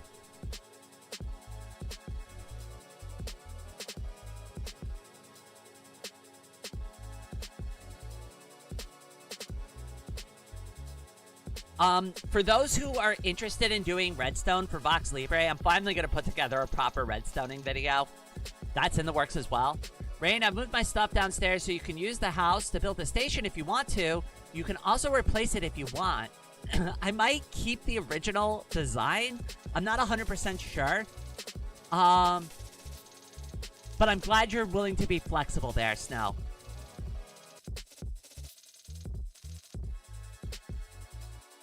I don't want to ruin the spot that you picked, and I didn't know the reason why you selected that location. All I did was build out there, and then I looked behind me, and I was like, oh, there's Snow's house. Oh, that's great. And then I'm like, oh, wait. Once I put the second leg of this highway here, it's going to go right over the top of it. But that was the reason why I built that, like, awkward set of steps there. Just because I didn't know, and at minimum, you could at least use the highway for now until we figure it out. The cliff was the main reason. I love it, honestly. Like, I think that's a great location. And the views that you get, like, gliding over to your base are phenomenal. Rain, I'm out of inspirations to build something before the video. Do you have anything Pride-themed that you want to build?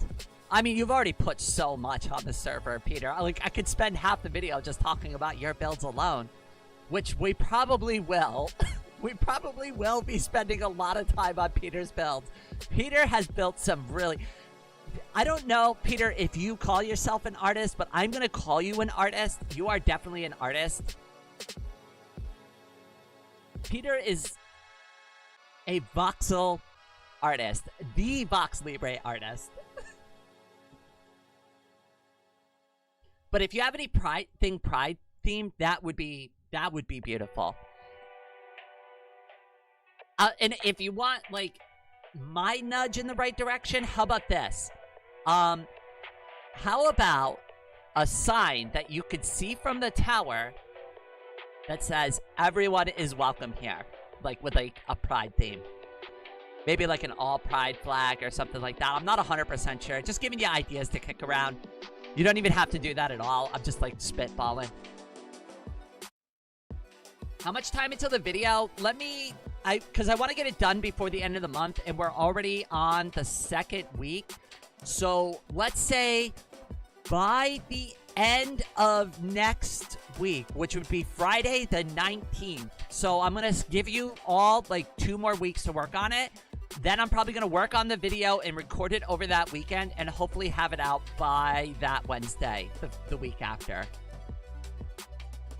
Because, like I said, I still have to work on the highway a little bit. I want to get some progress on it. I think 2 weeks is fair. And then by the end of the month, to like cap off Pride Month, we'll have the video released by the end of the month. Build a giant rainbow among us. You know, we could do that off of the rainbow road that I'm going to be doing. That would be really cool. From the tower of the highway so that you can see it. I don't care where you build it. You can build it up in the air, or you can make it look like a billboard, right? Or something, right? If you need to, I will give you access to some of the blocks on like the original Spawn Temple. You could build a billboard off the top of that if you wanted to. Like, it's up to you. It doesn't even have to be a billboard. It doesn't have to be a flat, and it could be literally anything. But maybe the theme of it in general, just stick with the everyone is welcome here theme. I think that's a good theme for this month.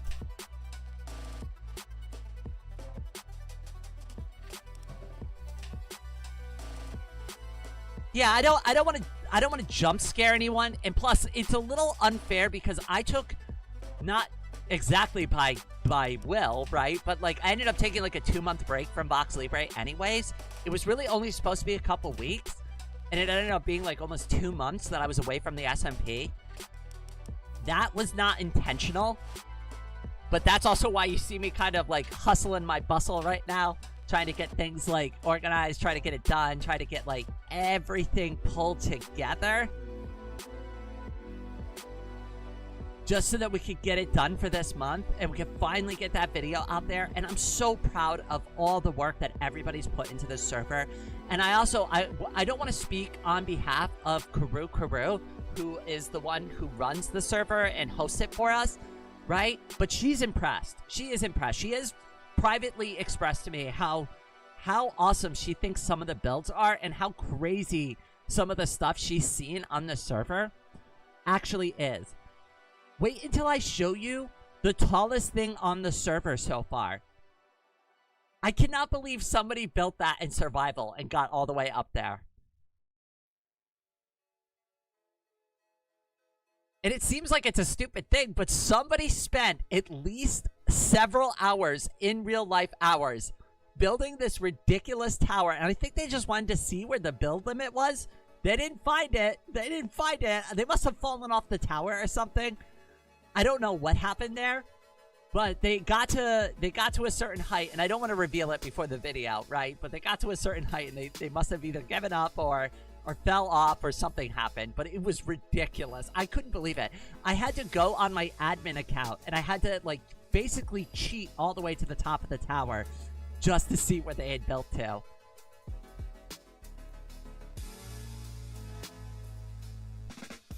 We have Vintage Story at home. Vintage Story at home.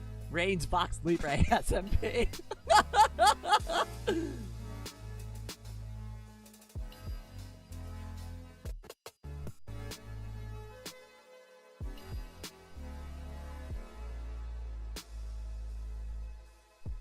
Oh, better than wolves? Oh, goodness. Hey, does anybody want to code a Vox Libre mod for me?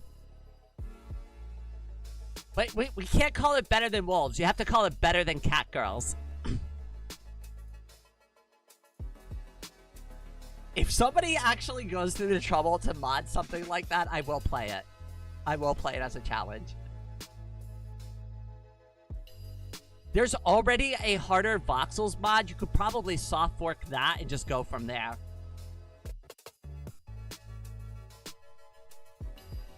Anybody also who has any other challenge ideas? I know that we're doing TNT rain tomorrow for Vox Libre. I'm hoping that video is only going to take 2 or 3 more streams to, like, finish out and, like, be able to get to the end of the game there. That's also going to be a video that's coming up soon. So for those who weren't already aware, and I think pretty much everybody in the chat right now, Water Pig, oh my goodness, I see you there. I almost missed you. I lost my train of thought. God damn it.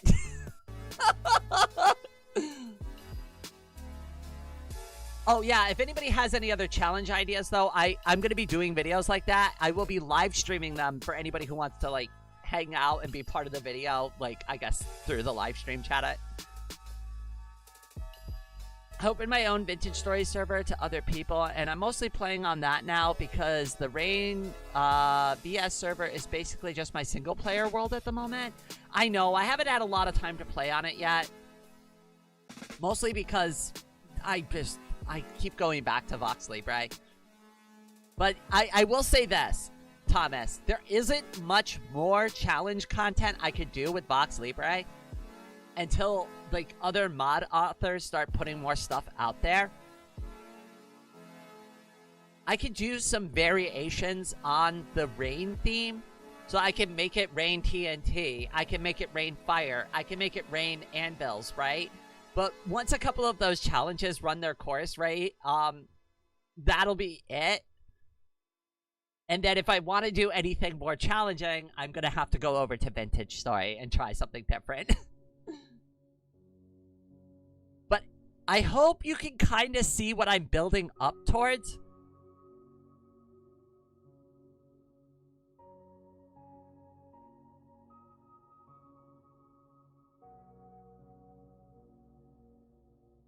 And in fact, I plan on mentioning some of these other Vox Libre challenge videos that I did to be able to use as a basis of comparison for when I actually finally go through and do the proper Vintage Story video and live streams.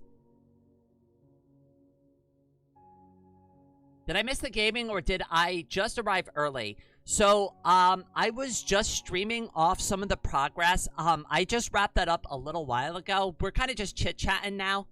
And just kind of going over some plans for not only, like, what we're going to be doing on the SMP going forward, but what kind of video content we're going to be doing around Vox Libre in general, and just stuff that we're doing on live streams going forward.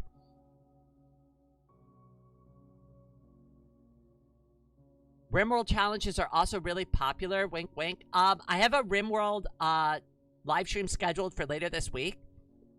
I'm gonna try to resurrect the save file that I was playing originally over a year ago, just to kind of see where we left off.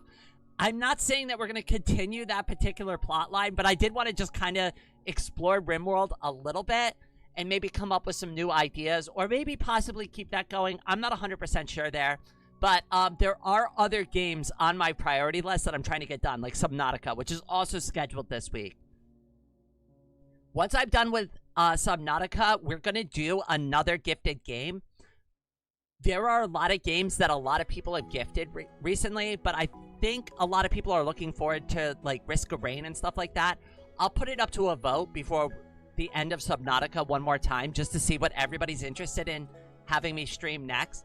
But Subnautica will, like, when we're finished with Subnautica, whether or not we beat the game or whatever happens there, I will start one of the other gifted games after that, just to, like, kind of give everybody an idea. And then, I really want to do Factorio one more time. I've never actually finished the Factorio live stream. I want to do that. We got a good decent amount of the way through on that, and I never finished it. Story of my life. Start something, never finish it. Not anymore. I'm going back and I'm conquering everything. So the Xenotic video that came out on the channel recently, I know it wasn't super duper popular, right? But that was a video that I'd been meaning to remake for, like, a couple months, and it's just been on the back of my mind, and now that it's done and gone, I feel so much more accomplished. It's not even, I don't even make videos like that necessarily for other people. It's just more like for me. I wanted to make a video about it. So, yeah.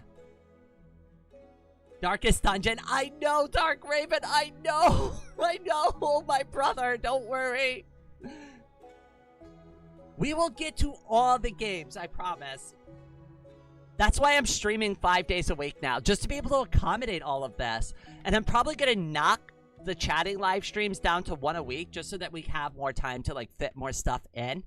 Because, like, that's really, like, the kind of the bottleneck is that I've been doing...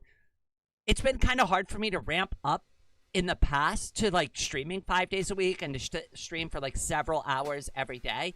That is less of an issue now. I can pretty much stream as long as I want, as often as I want. So the 5 day a week schedule is going to stay. More games, less chatting, more fun, I guess. More Vox Libre, more Subnautica, more just everything.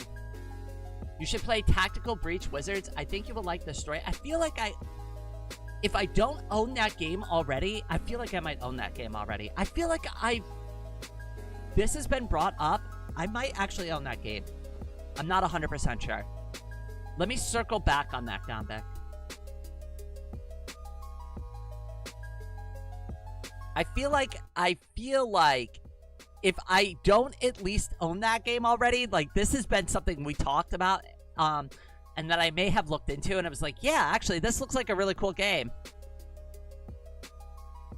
Ray, may I suggest a game, Omori? I absolutely want to play that game. It's very likely, because I don't even own that game yet, so, like, that's kind of part of the problem. At this particular time, just like with, like, the way that things have landed, obviously at this point, everybody was aware about, like, the little housing crisis I had, like, about a month ago, right? And, like, we're all past that point now. Things are, well, that was, like, 2 months ago now. Oh, my goodness. Wow, time sure flies when you're stressed out and dealing with a bunch of emergencies back to back, right? But now that things have settled, all the dust has settled there on that kind of stuff, right? I can start doing stuff with the games that have been previously gifted to me.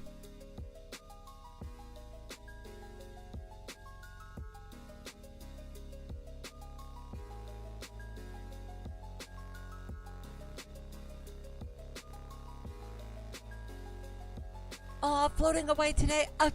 Thank you so much, cutie. Head pats in the chat for floating away today. Floating away today was the one who gifted me Subnautica. I do want to play the game. I do want to play it, and I want to try to get as far as I can with it. I don't know. That's the thing. It's like, I just don't know a lot about the game, so I don't know how long it's going to take or even what to expect there. If things come up and I feel like I'm either just not very good at the game or I'm losing interest in it, I will switch to something else. You have my commitment there. I'm not going to just go through it and force myself through it if I'm not having fun with it anymore. But I also want to give it at least 1 or 2 more streams to give it a proper fair chance and go, yeah, maybe just like deep sea ocean scary games are just not for me, right? But I feel like I haven't given it enough hours to even, like, say that I've given it a fair chance. Does that make sense? Like, I don't want to write a game off and say, you know, like, oh, I didn't, like, if I'm going to say, like, I didn't want to finish it, I want to at least say that I gave the game a fair chance to, like, present itself. The thing that I find the most frustrating with Subnautica is just the complexity of the crafting system, which I don't mind complex crafting systems, but it's just, it feels like they don't give you enough storage. Like, they have all these, like, wonderful crafting recipes and all these wonderful, like, ideas, right? But then they made it really hard to store all this stuff and actually, like, use the materials that you want to. But again, I may not have gotten far enough in the game to, like, unlock things that make that easier. So that's why I don't want to, like, form an opinion this early on the game when I've yet to, like, experience enough of it. Does it? Hopefully all of that makes sense.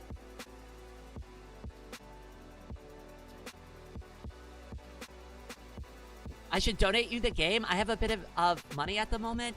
That's the one thing, unfortunately, I don't really have. I have, with everything, with the way that everybody supports, with like the super chats and the donations and stuff like that, I earn just about enough money to like make ends meet and to keep my like head above water, but I really am not in a position to buy things for myself.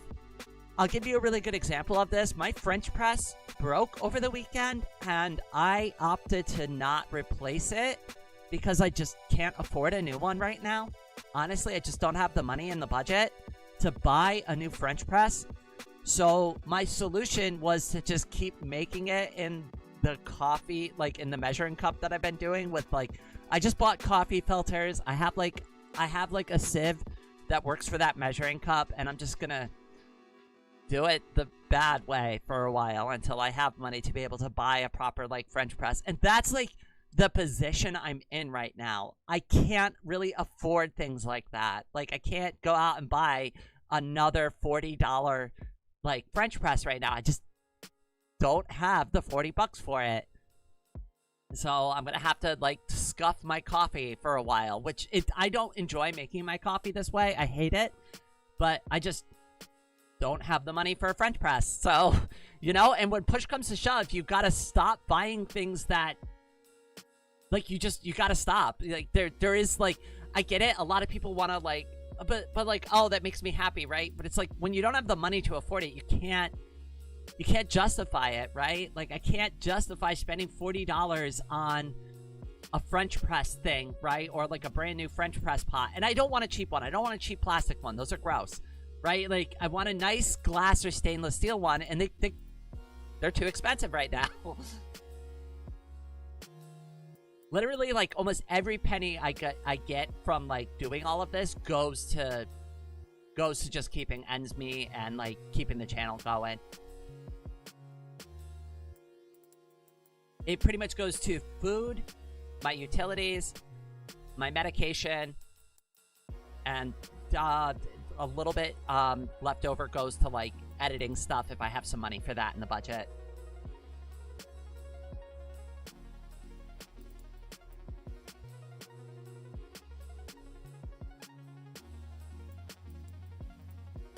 Aw, no. It would never be like that. I genuinely want to try the games that you all love the most. More head pats for you, my friend. I genuinely want to play these games. I want to give them a fair chance. And if for any reason I don't, like, enjoy the game or like it, I want to at least, like, have, like, at least we had the experience, right? At minimum, we had the experience. I tried it. Like, I just like to put that out there. But, like, I'm not going to just give up on Subnautica quite yet. Probably, let me have another stream or two before I, like, write the game off or anything like that. Because, like, when I do play a game, I do play these games with the intention to beat the game. So I'm not ready to give up on it yet. How much is a French press? Never had one. It depends on the quality you get. Let me just, like, go on Amazon real quick. And obviously, I wasn't at Amazon. I was at a regular store, so they're more expensive at the grocery store or at, like, you know, the department store or whatever. But French press, a decent one on Amazon is like anywhere between $20 and $40. Yeah, so anywhere between 20 and 40 bucks for a nice, like, glass stainless steel, like, French press, like a decent one, not a cheap one that's gonna break in like 2 months, right? That's why I don't buy the $20 one. Right? You don't buy the $10, $15 one because you're going to drop it once and it's going to shatter and you're going to be sad because it's poorly made and poorly constructed, or the handle's going to fall off of it, or the filter wasn't constructed right on it, right? I care enough about my coffee to want to spend enough money on, like, a good, well-designed product so that it lasts. But like I said, I just, like, and I know it seems, like, kind of crazy, right? But, like, you have to remember, I haven't been able to find work since, oh God, it's been a really long time now. I keep applying for jobs. I do keep trying every couple of weeks. I put in, like, new job applications and stuff like that, looking for part-time work. But just newsflash, people aren't really interested in hiring a part-time worker that's in a wheelchair and has like a bunch of accommodations they need to make. They'd rather just hire the able-bodied person that they can work any schedule, can do anything, doesn't need to like have things moved around and stuff like that for them. And it is unfair, but it's like unfortunately the reality of the situation, right? They're going to hire the person who's going to do the job the best, and they're only going to hire the person in the wheelchair if they don't have anybody else who could fit that role. Hi, Lillian. Welcome to the stream. Like, I've already gone through the stress of, like, complaining about that and stuff. Like, I'm over it at this point. I don't even care anymore, right? I still apply for jobs. I still look for things that make sense for me. And if I can find something part-time that fits what I'm looking for and can help out, that would be great, because then I'd be able to use some of that income to finally, like, dump back into the channel and really get some, like, good stuff going here. But until then, I gotta make do with what I got.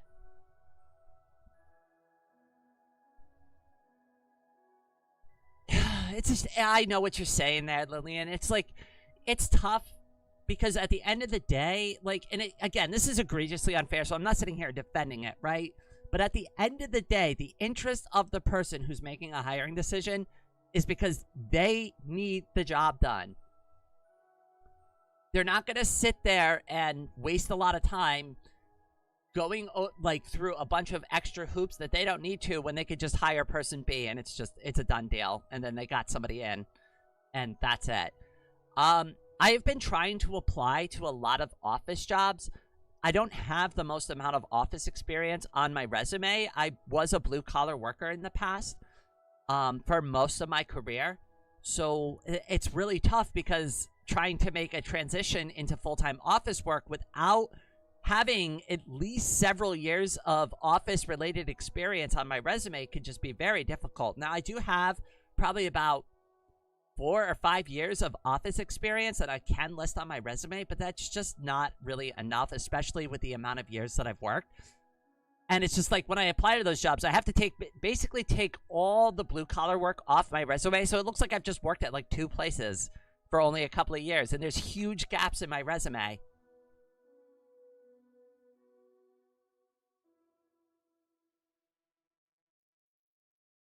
And I'm unsure if I should even list that because it's not even relevant experience, right? Like, some of this stuff that I applied to has nothing to do with blue-collar work. So it's like, am I just putting it in there to just show employment history?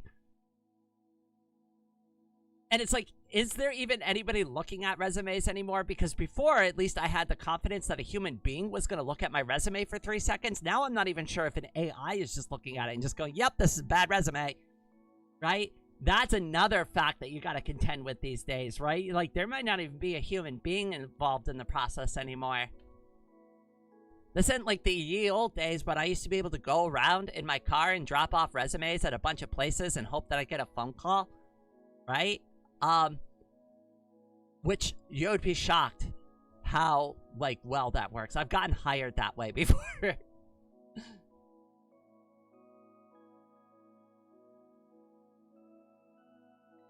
I feel like it's AI looking at resumes nowadays, and they're writing them too. I was on Indeed.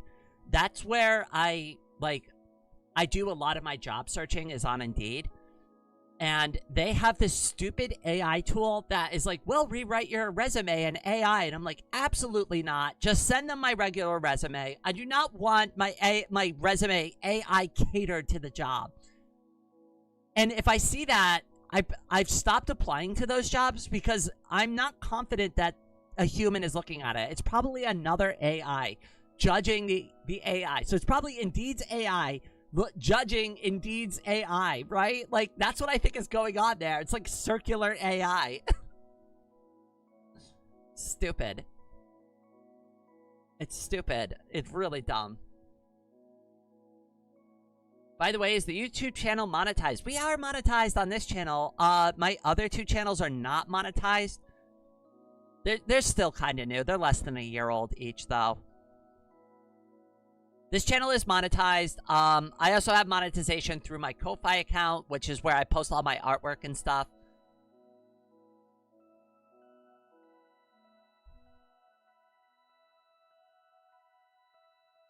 One man asks AI to write an email in a formal tone. Another man asks AI to summarize it for... I know, that's the world we live in these days, right? It's awful. The worst YouTube feature in the entire world was have AI summarize this video. By the way, if you clicked on an art video, you just had the AI summarize that artist's art and basically just scraped all their art into the AI. Something to keep in mind there when you're using that particular feature. I think they already removed it. But, yeah, I'm not a fan of that. At this point, it's like, it's already kind of too late because I've shown off so much of my artwork on live stream and stuff like that. I've pretty much just accepted the fact that Google Gemini has, like, pretty much every single one of my drawings somehow, some way in its system.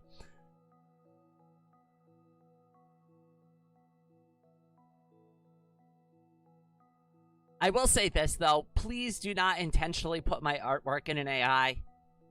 If you want rain art or want to have a drawing that's drawn, like, in rain style, just ask me to draw a drawing for you, right? And if I'm interested, I'll take it up. Don't stick my art in an AI and just be like, can you make another rain drawing for me? That is just... I mean, I shouldn't even have to say the reason why, right? Like, do not ask the computer to try to emulate my artwork. Because, one, it can't. And two, it's just, like, that's such a slap in the face to me as the artist. Because you're basically saying, like, oh, I'm not good enough to do this for you.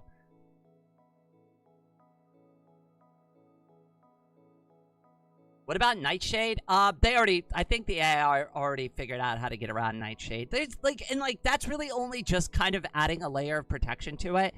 And then... Nightshade would be great on anything new that I produce, but what about all my old artwork that's already been sucked up into the AI, which is like 90% of it? All my homies hate AI art. Okay, I'm going to say something funny, but my former partner, they like AI art. And this was a point of contention for us for a while. And I still criticize them for liking AI art. And I'm like, that's not art. That is a computer-generated image. I'm like, calling it art is, like, disingenuous to, like, all the years of hard work I put into learning how to draw. And they're just like, yeah, I like it because it's perfect. But I'm like, but it's not. I'm like, let's take a closer look at some of these drawings to see how imperfect they actually are. And it doesn't matter if you point this out to them. They still think it's okay. And I can't get them off of that. I can't change their mind. I can't... It doesn't matter what drawings I show or anything like that. They are just... Yeah. They just think it's fine. And I'm just like, oh, God. Anyways, I'm not saying that's one of the reasons our relationship didn't survive, but, you know, it is a factor. It is a factor. I'm lucky that they don't have AI for voxel arts yet, to my knowledge. I mean, yeah.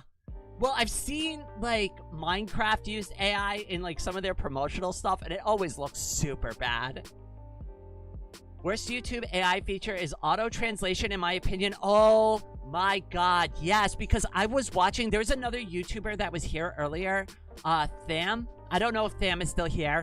But Tham has a YouTube channel, and I don't know if they're aware of this, but they have the auto-dub feature turned on for English. It is unwatchable. It is unwatchable. What I ended up having to do to watch Tham's videos, because they're all in Thai, is just go ahead and turn it back to the original track so I can listen to Tham's voice, because that was unbearable to listen to. And then I just put on the auto-translate on the bottom for the subtitles, and I just read what they were trying to say instead.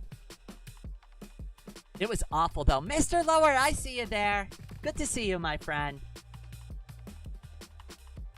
Even someone who makes do with scuffed things doesn't want AI art to be good enough. I know.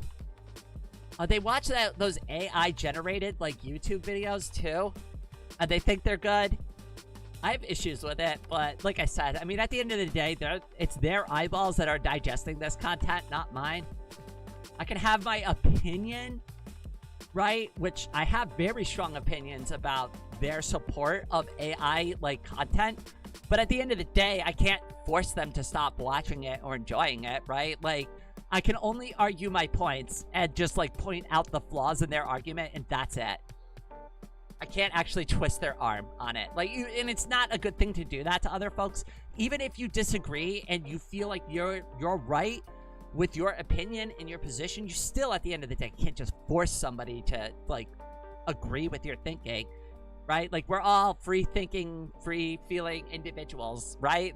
That's half of like the point of our community, of being part of the rainbow community, right? Is that we all have a different identity, different thoughts, different feelings, right? And I always encourage everybody to be themselves and to try to present themselves in the way that they want to be presented, right? So I don't know. I don't want to force anybody, but like, I will try to make strong arguments at least to why AI content is incredibly like bad, disingenuous.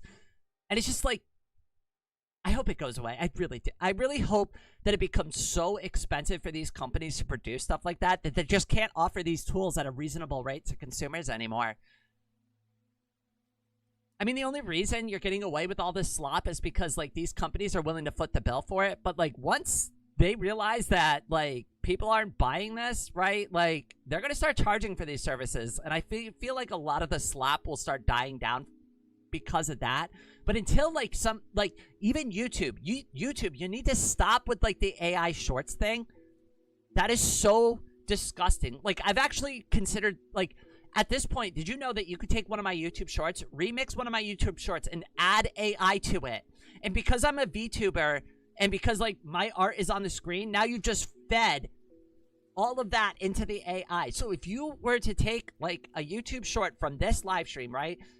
Remix it into a YouTube short, and it had my art in it, and then you could tell YouTube, like, hey, enhance this video with AI and do crazy stuff with it. Ugh. Don't do that. Don't do that. That's part of the reason why I've stopped, like, making YouTube shorts on the channel. It's bad. The state of YouTube shorts on this, like, platform is, like... They need to stop with the whole thing. Okay? They just need to... YouTube needs to stop making it part of their thing. I'm so tired of having shorts shoved down my throat. Especially the AI ones. It's not cool. Like, there are some high-quality YouTube shorts that get put out there, but, like, a majority of what I come across on my timeline is just AI slop.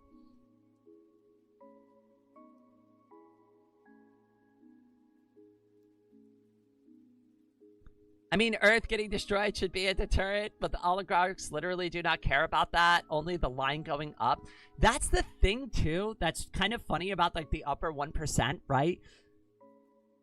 This is not the first time in history where the oligarchs or, like, the people who have the wealth have, like, go, we're so rich, we're immune to all of these bad things, right? Like, I'm just gonna point out that this has occurred several times in history. If they'd not picked up a history book, but that wouldn't shock me because most of these oligarchs don't actually have a real education.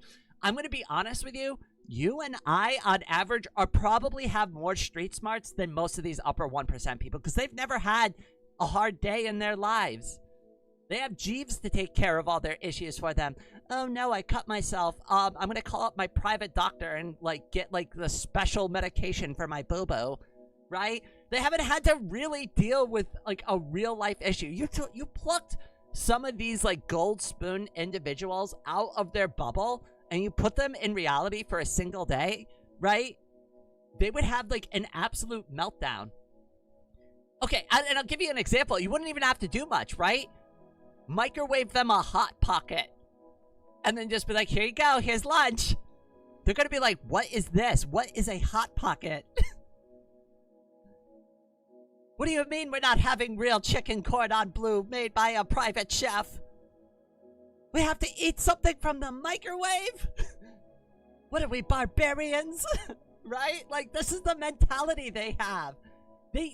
They cannot even relate to your thinking because they've never even experienced it. They have no idea. They live in such an echo chamber, in such a bubble, that they have no idea what the plight of a regular person is like. It would be devastating to them. So disconnected from reality. The rich think they are gods. They are just people. They are just people.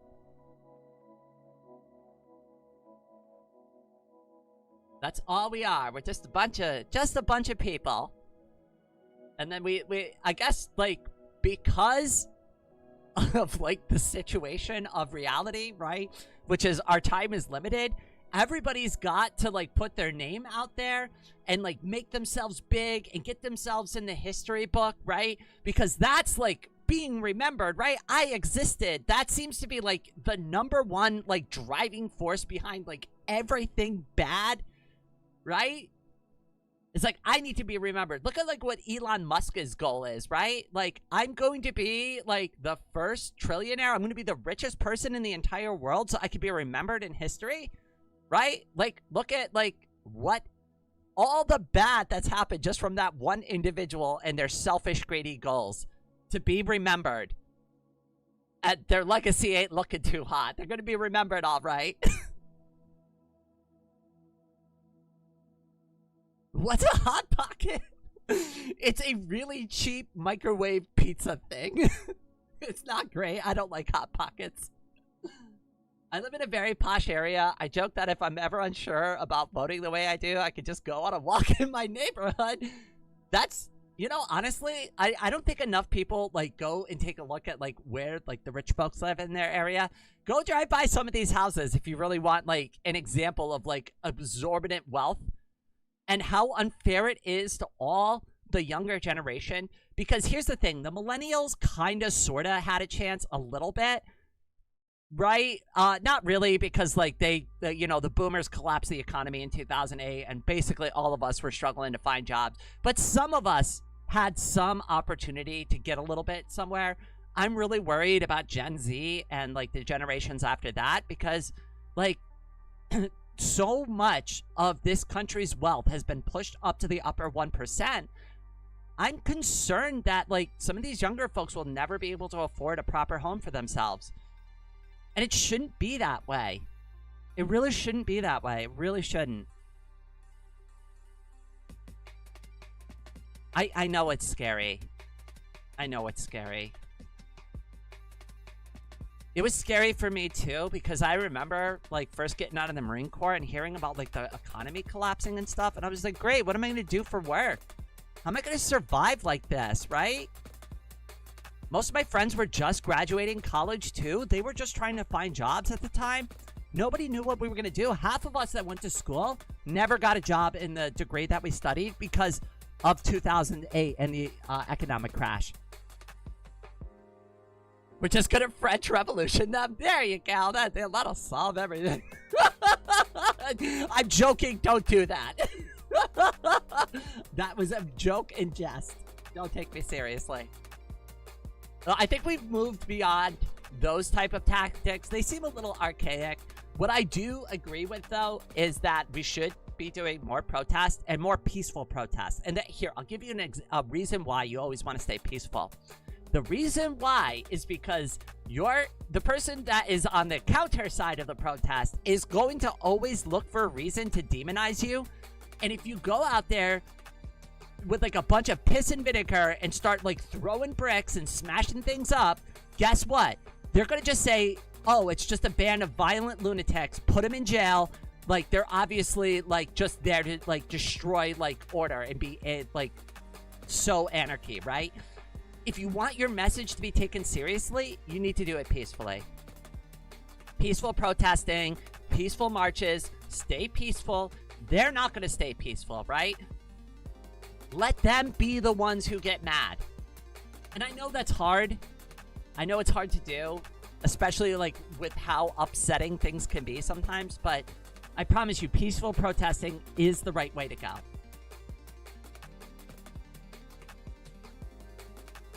Oh, no. I'm not saying put your pitchforks away. You can have your pitchforks. You can have your pitchforks and torches, just don't use them on anybody, right? Just use them as a show of force. Just don't actually do it, right? There's nothing wrong with having a weapon, but there is a difference between having a weapon and using it on another person, right? I think we can all understand that. It's totally fine to have a weapon to protect yourself, but when you start using it for other reasons than that, that's when it becomes a problem.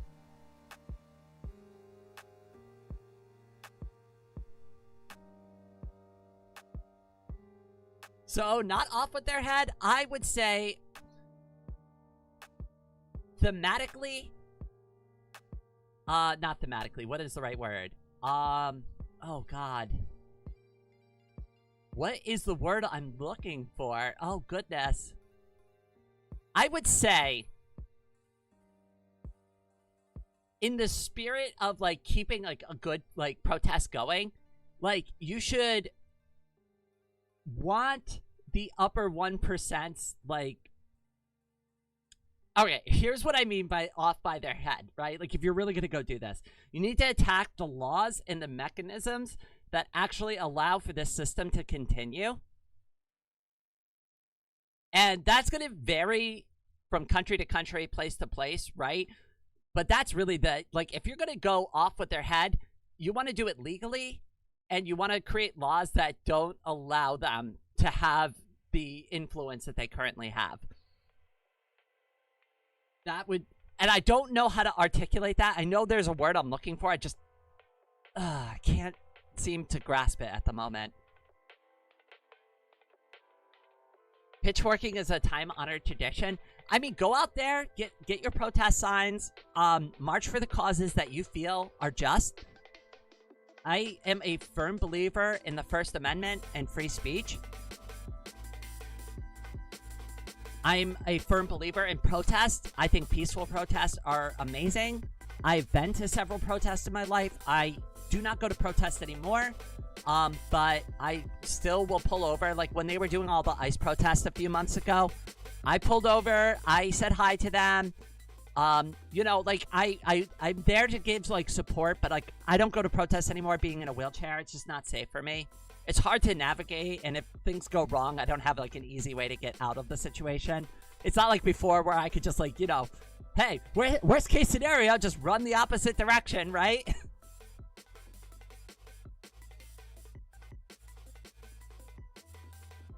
Reminder that protests are organized, riots are where everything is anarchy. That is a very good distinction, Chaos, and I like that. What's the word I'm looking for? That's my line these days. God, I swear I'm, like, brain dead half the time. Y'all keep calling me smart, but I don't know about that. Well, I think the jury's still out on that opinion. I'm more like an encyclopedia of, like, random information. 11th nugget! I don't know how long you've been here, but hiya, kitty. Often, though, we should defend the people that are attacked, not always peace can... Okay, and that is also an important distinction, too. But I'm still going to say that peaceful protesting is the ultimate way to get it done. There is a time and a place to defend yourself and to defend, right? But, like, I don't think we're anywhere near that point. And a lot of the civil movements that we've done, at least in the United States, have all been done peacefully. We've made a lot of progress just through peaceful protesting and just addressing the grievances with our government. And if you don't think that doesn't work, it really only takes about 5% of the U.S. population getting out to protest and protest consistently to see, like, massive change. This makes, like, politicians really uncomfortable. That's a lot of people. 5% of the U.S. population is millions of people out in the streets, not being productive, slowing things down, right? Putting pressure on politicians, right? Like, here's the thing. I think the reason why the AI CEOs have been backing off the everybody's going to be out of work, like, line is because they're realizing, oh, crap, if we put everybody out of work, then, well, then they can come after us. They have unlimited free time to be miserable and come after the people that are causing all these problems, right? Most people don't protest because they're like, their way of life hasn't been impacted enough for them to get out onto the street. But you start firing people en masse, you start laying people off, and you make the like cost of living so expensive it's unreasonable. That's when people, like regular folk, get out into the streets and start protesting and raising hell.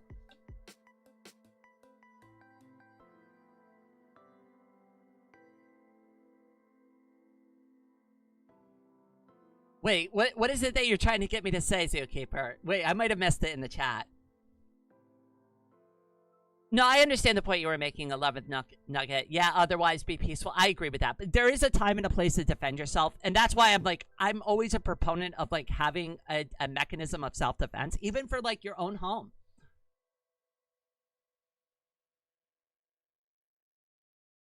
It's not unreasonable to say, I have this thing because I want to feel safe in my own home in case something bad happens. That's totally a reasonable thing.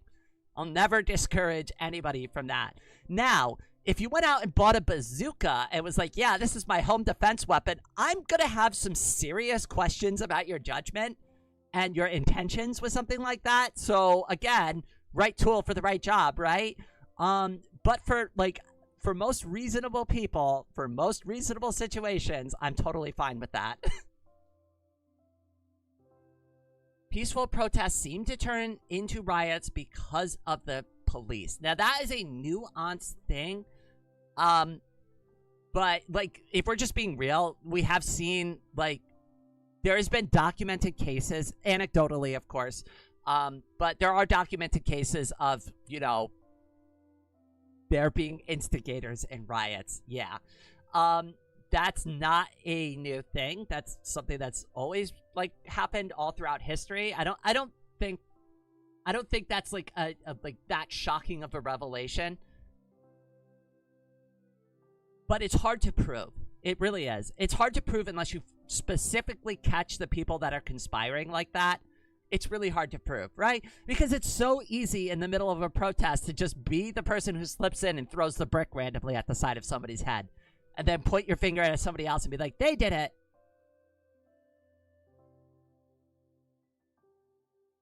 And, like, sometimes it's not even the police. Sometimes it's just a random person who just wants to cause trouble. And they're like, oh, everybody's out here for a protest? Let me just throw something. Anarchy, I guess, right? I mean, there are, like, and I don't want to put it on them because that happens less frequently.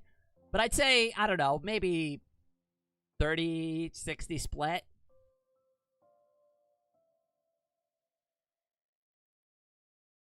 There is an incentive to make the protest look violent because then the police could just go in and start using their batons and clearing people out, right? If they can find a way to, like, say, there's instigators here, we have to arrest them all. That's not outside the realm of possibility. I mean, like I said, I don't have any, like, firm evidence for it, but I've seen anecdotal examples of that happening in the past. Rain, sorry for going off topic, but what is your favorite flower if you have any? Do you grow any plants at home? So I don't have any plants at the moment. I did have a spider plant for my room before, but ever since I moved, I haven't gotten any new house plants. As far as my favorite flower is concerned, I really like lilacs a lot. They're, like, one of my favorite flowers. They're very purple. I like the colors of them. They smell wonderful. I would love to get a lilac bush at some point because they grow really well in my region. And they just stay, like, they're really easy to grow. They're really easy to keep. And they just always smell lovely every spring.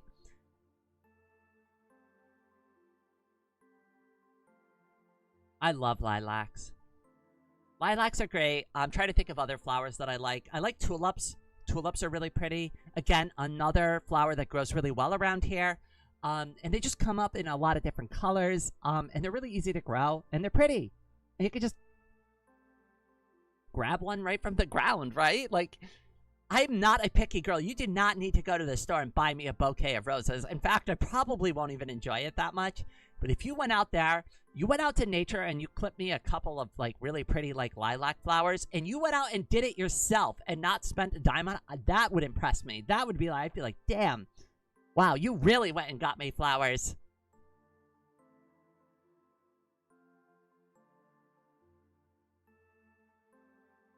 The Meriday, welcome to the stream. Friend of mine got put away for throwing a rock. Yeah. yeah, probably not a great idea to be throwing rocks. I definitely recommend against it. I always encourage people to protest, but to protest safely, right? Protest safely for yourselves, right? And to ensure the safety of yourselves and those around you, and even including the counter-protesters, which, you know, I know there's a lot of temptations to do stuff there, right? But just, like, try to keep your name in legal good standing, right? It's just, you don't really want all of these problems, right? That's why I encourage peaceful protesting as much as possible. Daffodils? You know what else I really like? Here's a random one. You know what one of my absolute favorite flowers are? But, like, a lot of people wouldn't even consider this a flower. I do, though. Dandelions. Dandelions for days. I love dandelions. Dandelions are, like, one of the best flowers out there. Everybody considers them invasive and a weed. I'm totally fine with a yard full of dandelions. I think they're pretty. They're yellow. They smell good. What is wrong with the goddamn dandelion? Why do we have to get rid of all the dandelions? Why does nobody like dandelions? They grow everywhere. They even grow in goddamn pavement. That's a miracle. It's a miracle that they're growing in, like, places they shouldn't. They're, like, one of the best flowers out there. You know, roses are like, oh, the pH soil of my is, like, wrong. Oh, I guess I can't live anymore. And the dandelion's like, ooh, neat, pavement. Yum.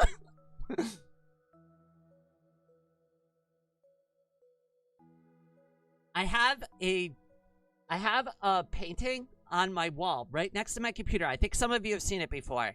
If not, I'll take a picture of it later. I'll put it up in the Discord. But it says, be the dandelion who doesn't know when to effing give up. And somebody sent me that digitally when I first got into my accident as a way to, like, kind of encourage me to get through, like, what I'm going through. And I loved it so much. I actually put it on a canvas and hung it up just to always remind me to keep that fighting spirit going. The same for me when it comes to blackberries and raspberries. They grow naturally where I live, too, and I love going picking. Well, I used to. I can't anymore, right? But, like, when I would go out hiking, I'd always love when I came across, like, a wild blackberry bush. Dandelion. I love that. You know what? I'm going to make a character called Dandelion. They are an invasive species and can damage ecosystems if left unchecked. That's why you only grow them in pots. Well, they've already invaded the region I'm in. They ain't getting rid of them at this point. They're freaking everywhere. They're absolutely everywhere. There's not a single lawn in this area that isn't completely, like, infested with dandelions, and I personally love it. But like I said, a lot of folks would disagree with me on that.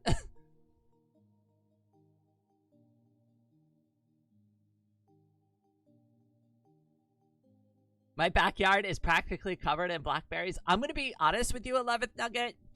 I have not watched a lot of One Piece. I don't know much about One Piece, and that show has gone on for so long, I wouldn't even know where to begin with One Piece, right? Do you start at episode 1, or do you start at, like, season, I don't know, 50 bajillion, and, like, go from there, right? Is the show even watchable with how long it's been running for? Like, I wouldn't mind getting into it, but it's like, at this point, it's gone on for so long, I don't even know if I can, like, digest the material that's already been produced. I feel like I need to watch, like, a bunch of summary videos before I even, like, click into the first episode at this point. And a lot of people are like, oh, well, the plots have changed, it's different, like, but I don't know. I feel like the overarching plot was they're supposed to find some treasure. Did they ever find it? Like, was that plot ever actually resolved? One Piece is like the anime version of Doctor Who. They're just perpetually looking for treasure, huh? Till the end of time. I like clovers. They add nitrogen to the soil, and they look like grass, and they flower. I love clovers as well. Clovers are great. I've only ever once found a four-leaf clover. I just found it randomly. Just happened to be looking down, and I was just like, oh, wait a second. Is that a four-leaf clover? I wish I'd kept it, but like, I didn't. Just being honest about it, I just didn't. Native to the UK. There are guides on what episodes to watch and skip and filler. Yeah, I know, but like, do I really need that to be able to enjoy a show? Imagine if I recommended Breaking Bad to you, right? And I was like, yes, but before you get into Breaking Bad, I need you to like read through this guide so that you can skip certain episodes and like plot points that have nothing to do with the actual story. At that point, like your entire story has gone so far off the rails. I need additional material just to understand what's going on. That's not the signs of a good plot. The reason why I go to Breaking Bad as a good example of a show that has like a good story arc is because within the 5 seasons, you get the beginning, you get the rise to power, you get like all that like goody stuff, and then you get the conclusion at the end. And it's succinctly done in 5 seasons where it tells a story that makes sense. 5 seasons is easy to get through for most people, and I think that's reasonable for most stories, right? Like for a television-based like story, 5 seasons is all you need, right? If you can't get your story done in 5 seasons, you need to like work on like your storytelling ability or something. I don't know. And again, that's just my opinion. And I'm not saying shows that have like more seasons are necessarily bad, because like it depends on the show, right? But if you're trying to tell a specific story, I'd love to see the beginning, I'd love to see the middle, and I'd love to see the conclusion. One Piece, Dragon Ball Z, and Detective Conan. The 3 animes I am aware of that don't respect anyone's... Yes, and I love Dragon Ball Z. But I will be the first to tell you that it was like way too long. There was way too many filler episodes. It is not worth watching every single episode of Dragon Ball Z. I love Dragon Ball Z. I've done like artwork of myself, like looking like Goku. I love all of that. Vegeta is like one of my favorite characters. But I can't sit here and seriously defend the length of Dragon Ball Z.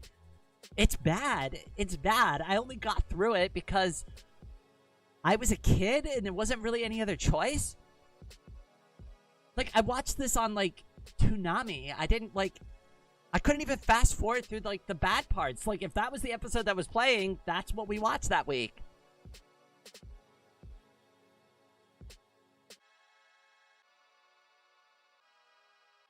I just realized we've been going for 2.5 hours. I haven't taken a single break once yet.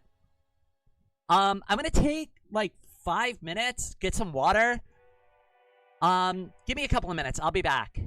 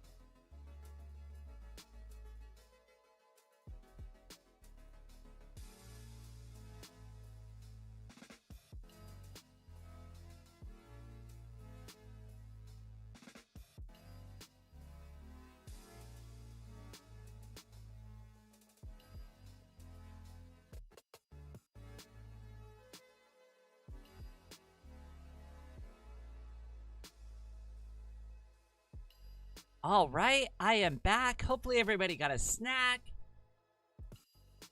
What's this? Oh my goodness, floating away today. I saw that, cutie. Thank you so much for the membership gifts. Head pats in the chat if you haven't already to floating away today.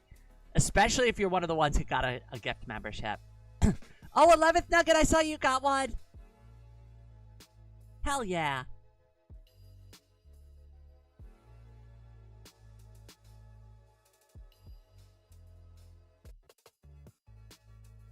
Oh, hold on. Let me take this off. I also updated the title of the live stream in the card just because, like, we've spent more time chatting than we have playing at this point. So I figured I was like, well, we'll just make it a chatting live stream at this point.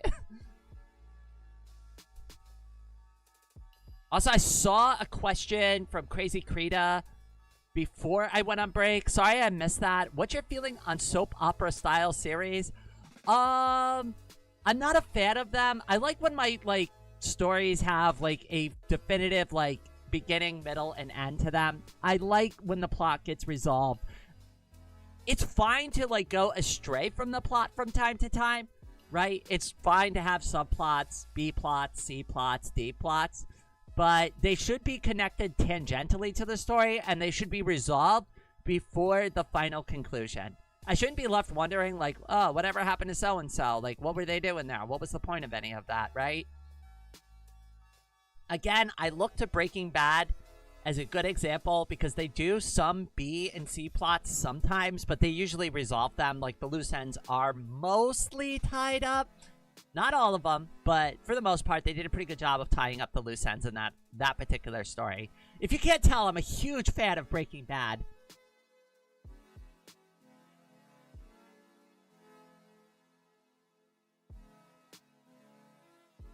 Not that I would ever do anything like that. That'd be ridiculous.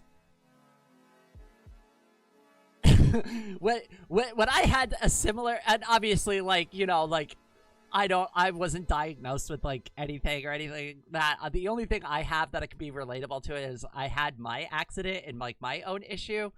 And what I did with that trauma was not break bad. I broke cat girl. So I guess that would be the name of my series, Breaking Cat Girl. Oh wait, that actually doesn't sound too good. You know what? Never mind. Scratch that title. I didn't think of that. I didn't think that through before I said it.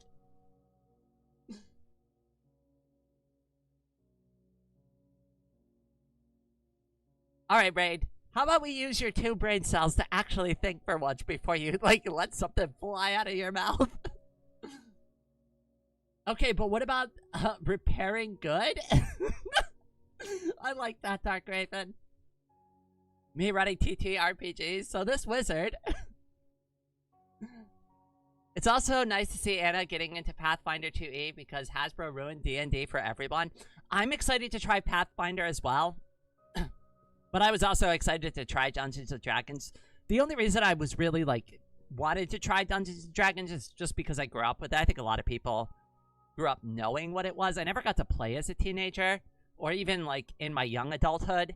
It's only now, later in life, that I've been able to finally experience what a tabletop RPG is like because I actually have friends to play it with now.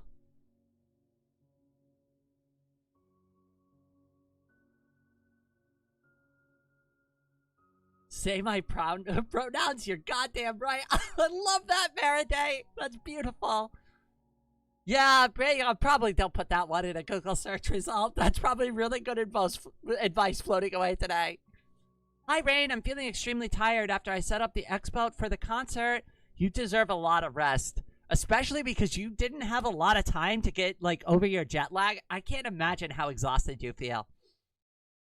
Head pats in the chat for Raven. She has been working really hard. She's doing kind of like almost like I wouldn't even call it a vacation. You're just on like a work trip. But it is kind of nice that you get to travel for your work. I think the good thing about Pathfinder is that the combat option means that you don't just sit there or fail one roll and then you're done your whole turn. I'm curious, like, what the differences are. I'm, like, very open-minded to it. I don't know a lot about Pathfinder, but I've heard good things, so, you know, I'm excited. At the end of the day, all I want to do is just play a good game and just have fun with everybody. That's why we don't take the Dungeons and Dragons thing too seriously. Oh, also, we are still doing Dungeons and Dragons. Well, it's not going to be Dungeons and Dragons. We're still doing tabletop RPGs in the Discord. I guess that's the best way to phrase it. So, if anybody's interested in doing that, just pop over to the Anthology of Realms section and talk to Plushy Anna, and she will get you set up.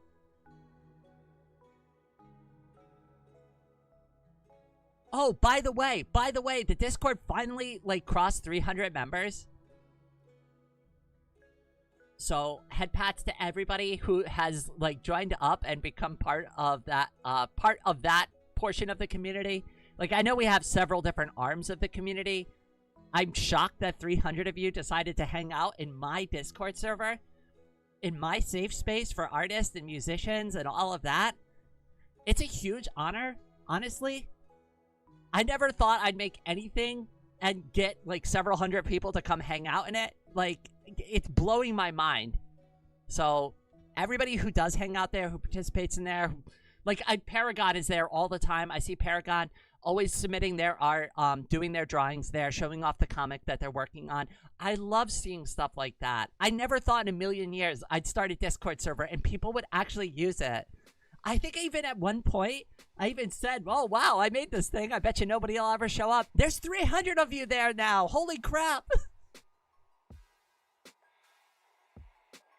I see you talk. I do make a lot of observations on the Discord server. More often than not, I'm lurking more these days. I don't always have a chance to say, to sit around for a while and, chit-chat and participate. I can't post in every single channel, obviously. I just don't have time for it, but I do observe a lot. I do try to take my time to go through everything. 305 as of today. Yay! For anybody who does want to participate in the Discord, links are down in the description. And also, hanging out in the Discord is a good way to get yourself onto the Vox Libre server if you wanted to play. That's usually, the people who have been invited to it. The most recent player we invited was Snow. Snow hung out there for a couple weeks. Got to know us a little bit. And then they're like, oh, can I join? And, yeah, absolutely, because I know who you are. And we've, the community knows who you are. You're part of it now, right? But if you haven't spent a lot of time with us yet, I know I would really love to open up the server to just absolutely everybody, but I can't. So, because it's a Pride server, we don't want to let a bad person in, so it's just too much work to moderate that. Plus, with all the hard work that's been done, I mean, imagine how devastating it would be, even if we went back and restored it, how devastating it would be to come in one day and somebody had griefed and, done a bunch of lava casts and, destroyed all the shit that we'd been working on. Even if I could go back and restore it like it was before, that's heartbreaking to see, right? You don't want to log in and, all your hard work got griefed.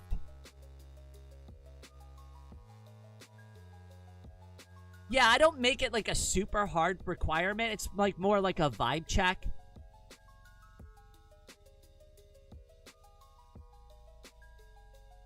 I just gotta make sure you're not going to grief the crap out of the server.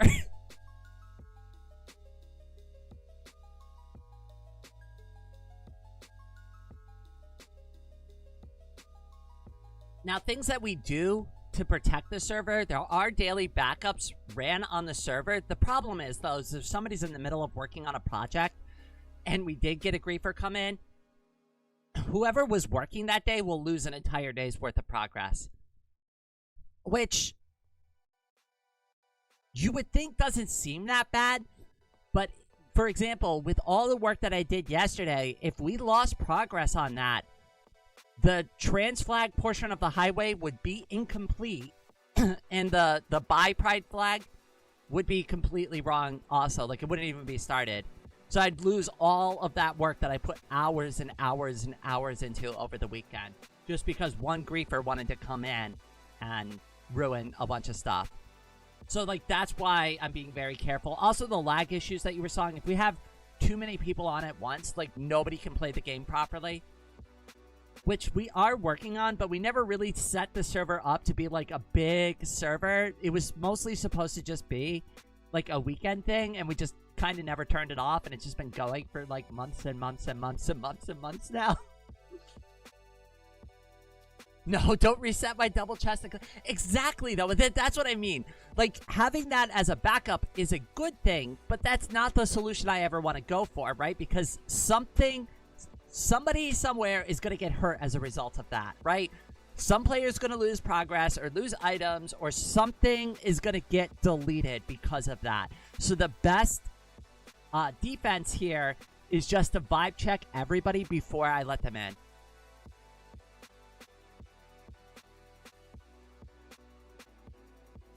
Rain, my whole body is cramping. Yay! Well, that's nothing to be excited about. I'm sorry. I hope you get some rest soon. Total of booths for the expo I have set up is 30.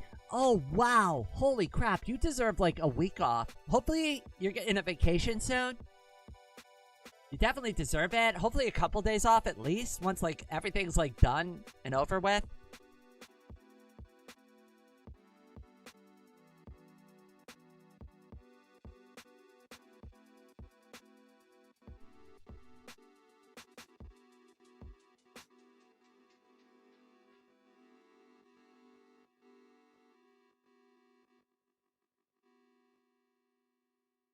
Still, though, I'm so happy to see you living your dreams.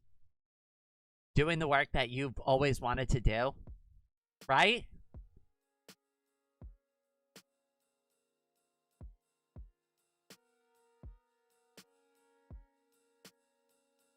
It's worth it in the end because you have an opportunity to become the artist of your dreams. And it's just... I'm really proud of you, Raven. I'm really proud that you took that step, and I'm glad that you were able to find something that... You know, like, it's a lot of hard work, right? But, like, that's what I do for myself, like, with this channel, right? I don't think a lot of people understand how much work I put into the channel. It's an everyday thing for me. I never take days off. Like, I might take 2 days off a week, and you might not see me hanging around in the Discord. That doesn't mean I'm not working on stuff. I'm always working on something. If it's not coming up with an idea, it's talking to somebody, it's coordinating something. It's... I juggle so many things at the same time. I never get a day off. I spend at least those 2 days that I take off from live streaming, at least half of them every single time is still 50% dedicated to work. And maybe... if I'm lucky, I could lay down for a couple of hours and watch some YouTube videos and play some video games, right? But, like, even the stuff I did this weekend, I mean, I'm playing a game, right? But I'm working on a project for a video. That's still technically work, even if it's fun, right?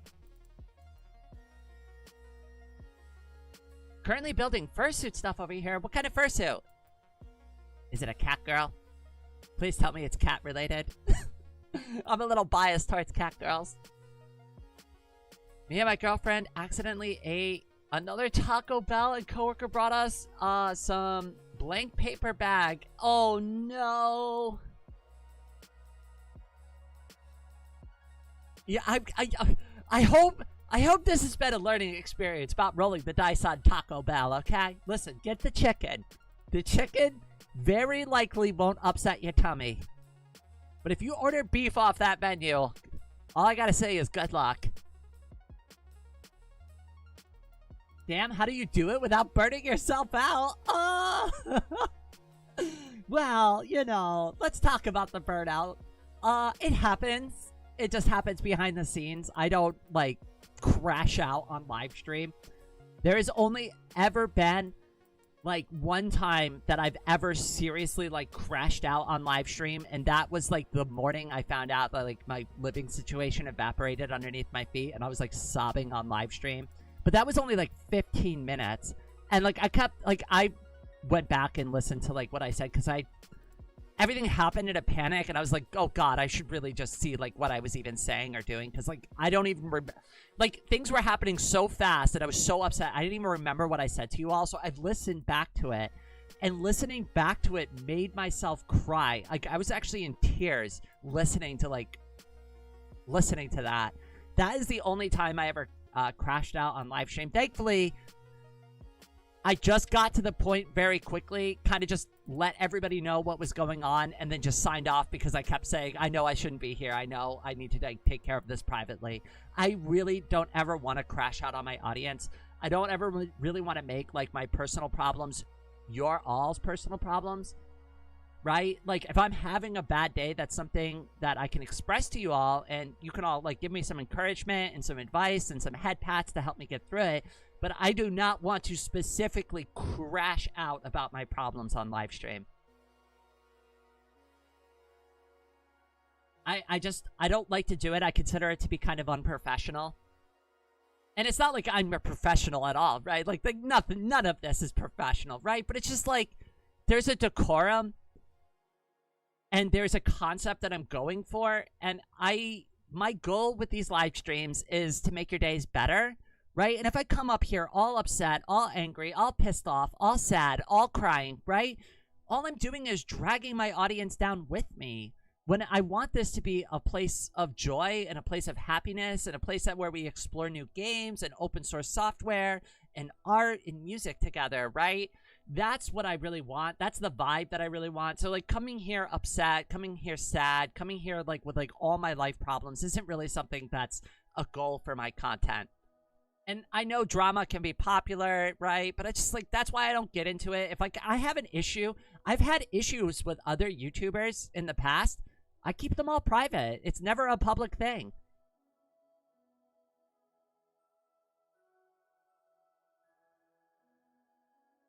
I don't go and vent my dirty laundry out like that because it just causes more problems. I constantly worry about lost time, like I'm not doing enough to reach my goals.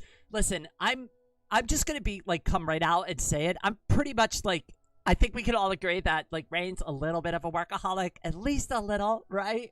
Just slightly. I'm not gonna sit here and say that what I'm doing is necessarily healthy, but I have an overwhelming driving force to work on the things that I want to work on in my life. I spent the first half of my life pushing my dreams off and basically just trying to live somebody else's dream for them and help them out with their goals. And I never did any of these things for myself. Now, with the second half of my life, being the real me, being the true me, these are the things that are important on. And that's why it doesn't matter. Like, even if I said to myself, Brain, it's your day off, you don't have to do anything. Like, I won't even think about it. Next thing I know, I'll be sitting in front of my computer working on something. Because that's what I want to do. Even if it's stressful, even if it's too much. And trust me, I overdo it all the time. I overdo it all the time. My closest friends are acutely aware and often will come to me and say, Rain, stop, you're overdoing it. And I'm like, always, every time I brush it off, I'll be like, I'll be fine. And then like a week later, like when I'm all burnt out and sad, they'll be like, so, wasn't fine, was it? And I'll be like, not really. You might have been right about that. Workaholic. Lucky me, I haven't crashed out yet, but I think well, all right, yeah, so get some rest beforehand. Don't be like me. Like, the problem with me is that I get so hyper-focused on the things that I'm doing, I don't pull myself away and give myself, like, that once over and go, like, hey, if you had enough water, have you eaten enough, right? Like, when I get so involved in the things that I'm working on sometimes, I forget to take care of myself, and then that's a compounding issue. Especially when you have chronic pain, especially when you're sitting in a wheelchair all the time, especially when you need to take, like, your medications and you need to, like, do pain management and you need to, like, get up and stretch and exercise. Like, skipping over those things is really bad. Even if you're getting a lot of work done, you know, like, and I'm getting better with that over time, but it's still a really bad habit of mine. Like, I'm just going to be real about it. I work way too hard, way too often, on way too many things at the same time, and then one day I'll get sick or I'll get tired, I'll get burnt out, or something will happen, and then it all comes tumbling down. And then I think I'm a complete failure because I've dropped all the balls I was juggling at the same time, right? Then I'll lay in my bed and I'll be like, my YouTube channel is over. Nobody's ever going to watch me. Everybody's lost respect for me now, right? And it's like, nobody even knows what's going on. And it's like, I just start having these like crazy wild thoughts about like the status of everything. Everybody's gonna like see this and like think I'm terrible now, right? Or like my artwork's not good anymore. Like I come up with these like unreasonable things. And once I like take a little rest and get some water and do a little self-care, I usually feel better. But that's also why I've built in like self-care after the live streams and stuff like that. So like that's why I like to take a shower and do like all my like stuff after the stream. That way I can be fresh. I have time for myself. It's like a little spa time, like in the middle of the day, which is kind of nice. Always find time for yourself. Absolutely. Yeah, but you are allowed to talk about your problems and show your emotions around people, including us. Yes, but the problem with like Lillian, and the only reason like, I'm very careful about that is because the bad people, and all of the people here in this chat right now, right, presumably are the good people who are regulars in our community, right, and hang out with me and are not here to cast judgment on me. The more you open up about your problems as a up-and-coming content creator, the more the bad folks will use that as a cudgel against you. And I've seen it. I've seen it in other content creators' content, right? They will look at that and they'll go, oh yeah, that YouTuber just crashes out on their audience just to get them to feel bad and to like spur up donations, right? Even if that's not what's going on, they'll cherry pick it, they'll look at it and they'll be like, yep, that's a bad thing. That's a bad thing. And I have a, like, just being, no matter what, just being trans in and of itself puts a huge target on my back for a lot of other content creators to come down on me, which is unfair, but there are a lot of content creators that specifically go out of their way to, like, talk shit about people who are part of the LGBTQ community. And if you're looking for a great example of that, look no further than another VTuber named Nuxtaku, who absolutely hates everybody in our community. They have nothing good to say about any of us, and I'm sure if they even caught wind of any of my content for 5 seconds, they'd have nothing but horrible things to say about me and what I do here. They're never even going to give me a real chance. They're just going to start talking shit, and the first thing they can find that they can, like, narrow in on and say that's a bad thing that they're doing, they will do it, and they'll just cherry pick that one thing and just slam on it. And it's just the reality of being on this platform. You have to deal with it.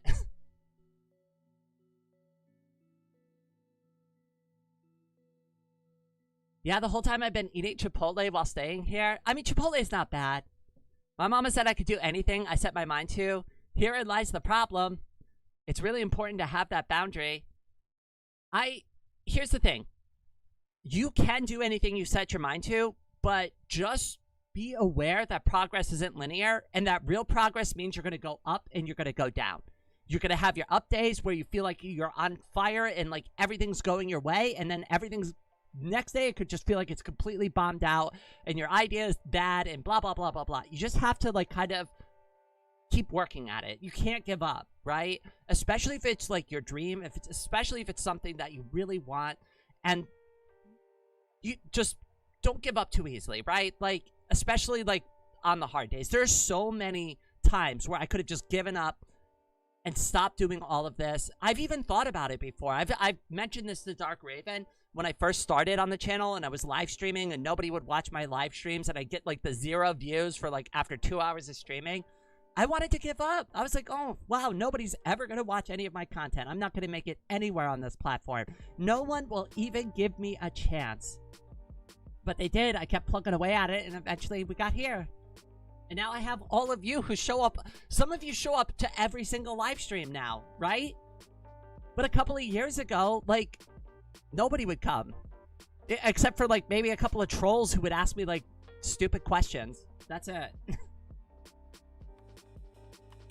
Huh? I fell asleep. I was absolutely jump scared by the mention of Nuxtaku. I hate him. I hate Nuxtaku.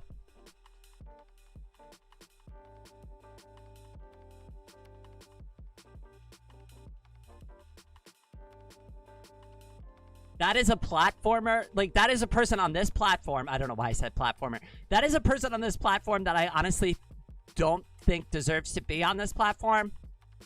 I'm not going to get into the reasons why. Go look them up and you'll find, I'm sure you'll find a video that goes over all their controversies. I don't like them. I've got a lot of valid reasons not to like them. And I've got a very strong feeling that Nuxtaku, without even meeting me, already doesn't like me. Just based on what I am.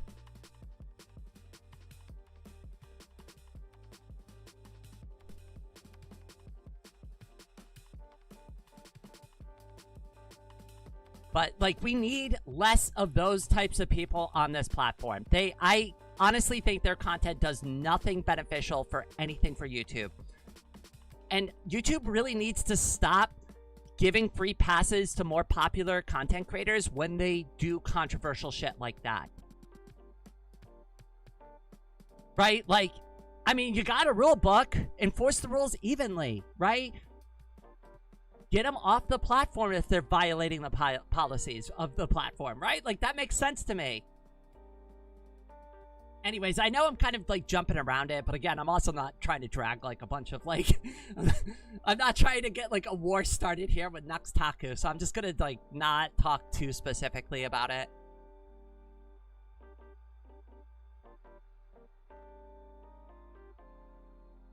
I have my opinion about Nuxtaku, and my opinion is I don't like them, and I don't like their content. And they're more than welcome to not like me and not like my content either.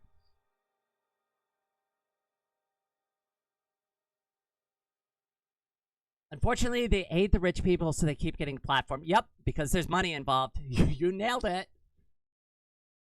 Whenever you're looking at something that's really bad, ask yourself, where's the money involved?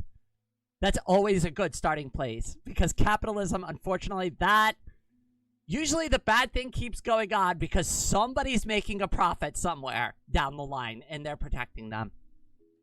I'll be honest, other than your stream, I've largely been alienated from the platform, and I've often disengaged with YouTube overall.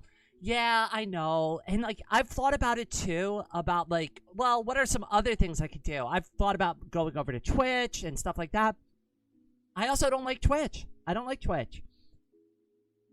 So it's like, okay, what else is out there? Kick?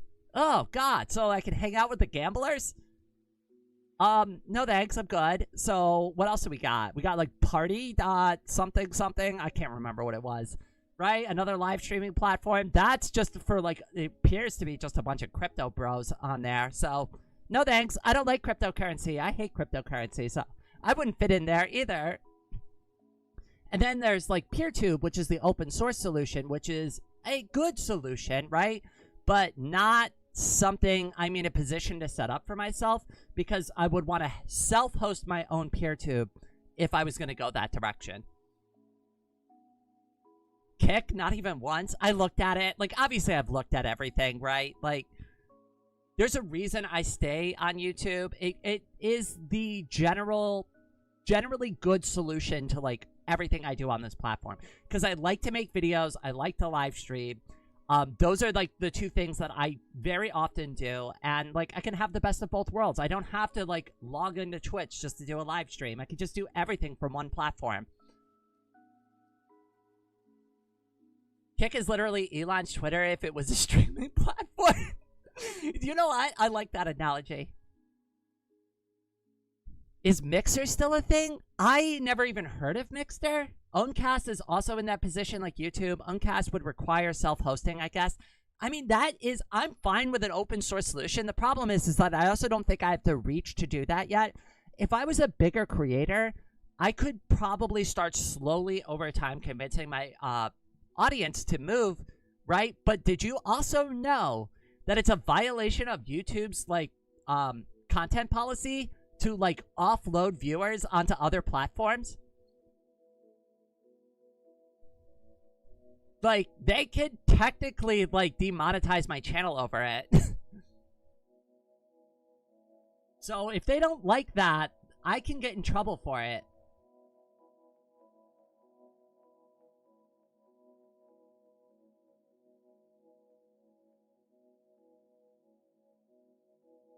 I miss my kittens. I now have 2 black cats in Japan who are my therapy cats named Anna and Rain. I gotta see a photo of them. Oh my goodness, you named a cat after me? I gotta see this cat now.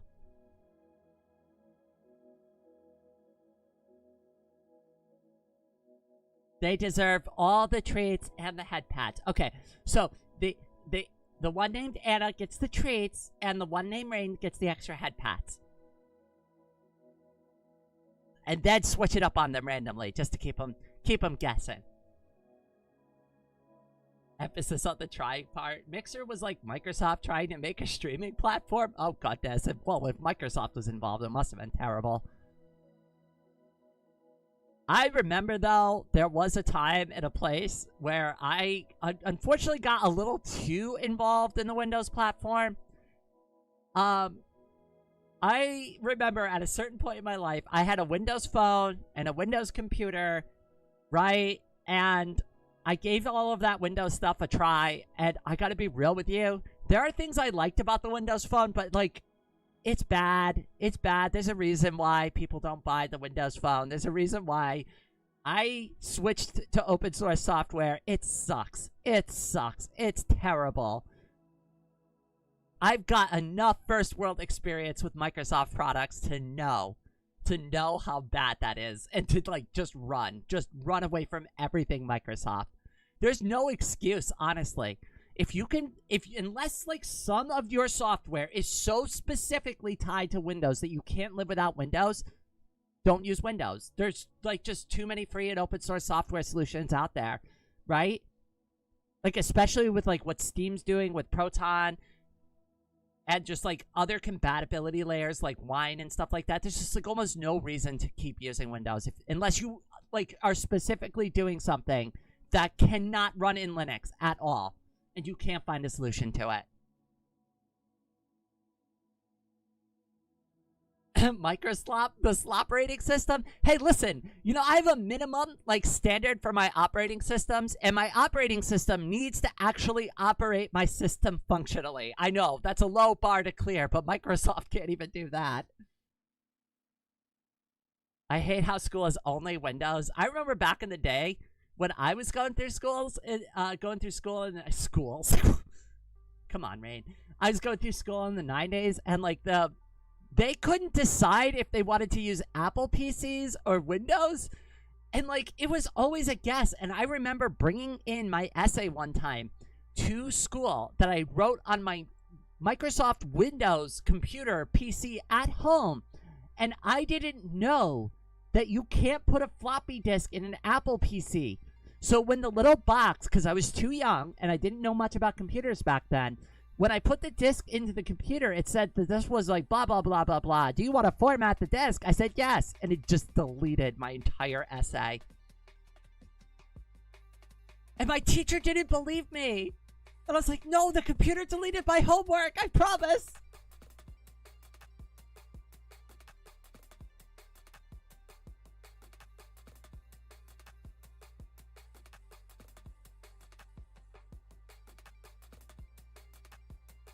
Windows is the operating system that has to be legally changed for Europe? Wait, is that real? I gotta say, I love that the EU has been slapping down some laws that are so strict that it's just simpler for the company to change everything than it is to, like, change it for EU. That's not always the case, but I love that it's more often the case than not. The modern version of the dog ate my homework. The cat girl got to my homework. Rain used my homework as a scratching post. That vile cat girl VTuber ruined my homework. I anticipate that the issue you faced with your homework getting defeated is happening times 1,000 now that AI and vibe coding is a thing. It's probably worse, right? Like, I can't even imagine being a teacher these days, right? Because, like, half of the homework assignments have to be AI written, right? You know what I would do if I was a teacher? And I'm not, right? But I would be like, hey, guess what? All your essays have to be handwritten. Practice that penmanship. That's what I had to do in school. When we had a test and we had to do like an essay as part of the test, we had to write it in pen or pencil. That's it. They gave you like a couple sheets of paper to write the essay with. There was no, like, it's not like we're typing it out.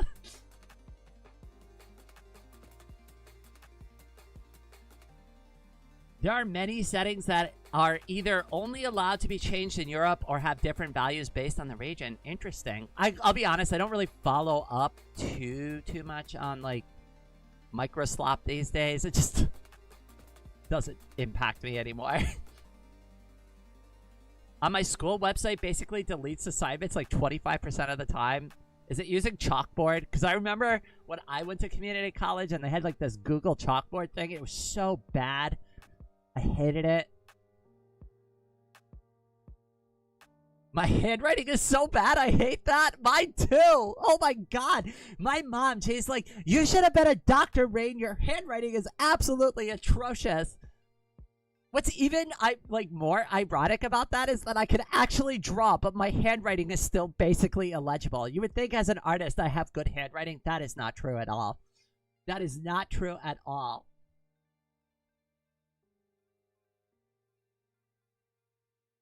You know what's funny too is that Anna has seen my handwriting already, and she even was like, what the hell is that? I'm like, well, that's my chicken scratch.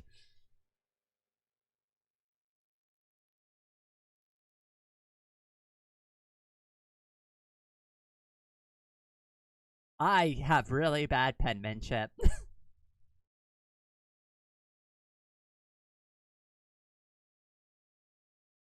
Artist signature are barely illegible. Yeah, I know, right? Well, I think mine is okay, but I'm like, really, it's like, what, 4 letters and I underline it? Like, if I can't do that well, then, like, what can I do?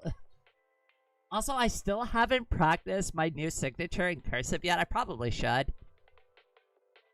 Probably should start working on that. I still, unfortunately, sign things with my old signature, but my signature was so illegible to begin with, I don't think it even matters. It's not like you could read, like, the first signature anyways.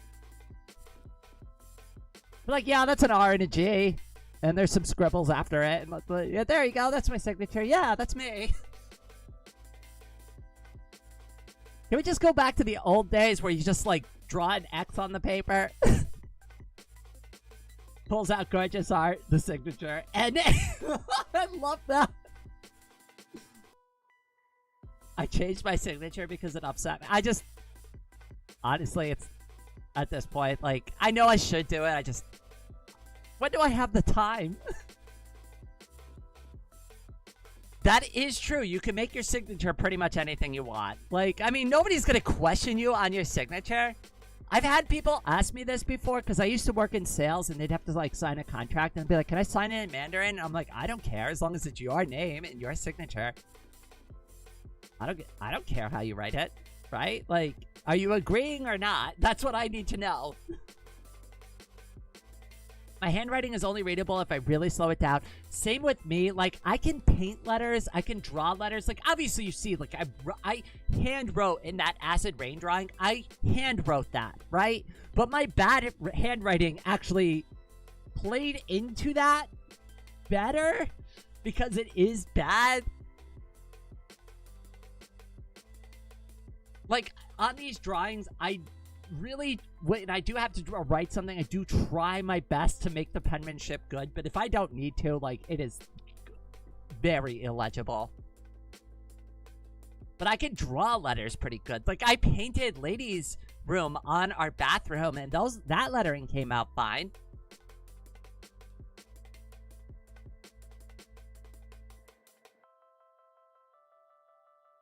American cursive is also kind of weird. I cannot comment on that because I never learned cursive. I switched schools, and the school that I was going to was just starting the cursive curriculum. and the school I got transferred to had already finished it. So they were just like, oh, guess you don't learn cursive. And I picked it up a little bit. Hi, Pamela, welcome back. I picked it up a little bit, but if you asked me to write an essay in cursive, be prepared for just a bunch of squiggly lines on the paper.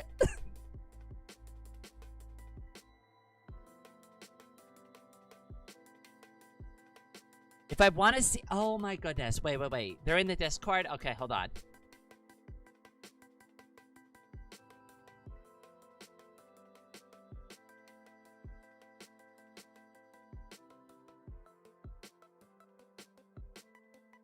I'm gonna guess it's under Fluffy Friends. Is that the channel you put it in? Hold on. I'm looking for it.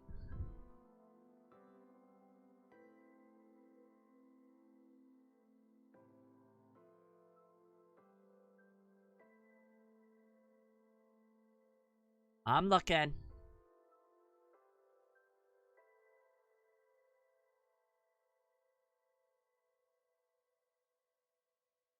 It's in general. Okay. All right, thank you. Because I was looking in Fluffy Friends. That's where I thought you would have put it, but I'm glad you corrected me. General chat.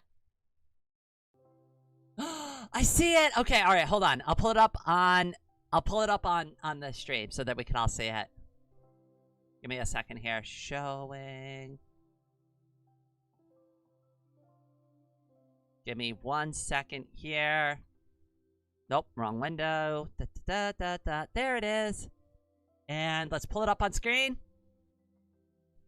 Okay, so I might have to zoom in a little bit to show it off. Give me a second here. But the first one is Anna. And the one on the bottom is Rain. And then I'll zoom back out a little bit.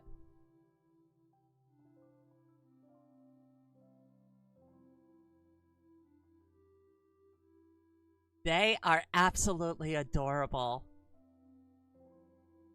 I love the stripes.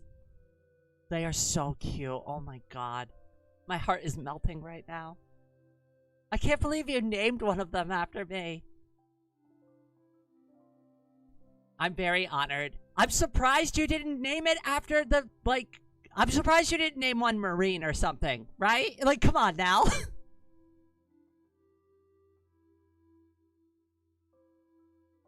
Because that technically would have fit both of us. I could get Raid, but me? Well, Anna is just an adorable name. Though that does make you a cat girl now, Anna. You're now an honorary cat girl. How do you feel?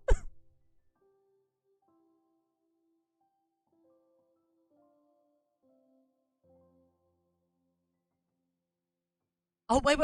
Good morning. Oh, wait. I'm going to try to remember the pronunciation of the names. Hajim.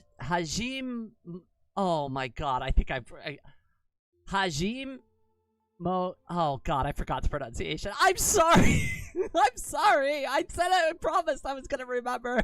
I can't. Welcome to the stream. You know who I'm talking to. I'm sorry. I forgot the pronunciation. I promised I was gonna learn it, and then I didn't. Head pats to you, kitty. I tried.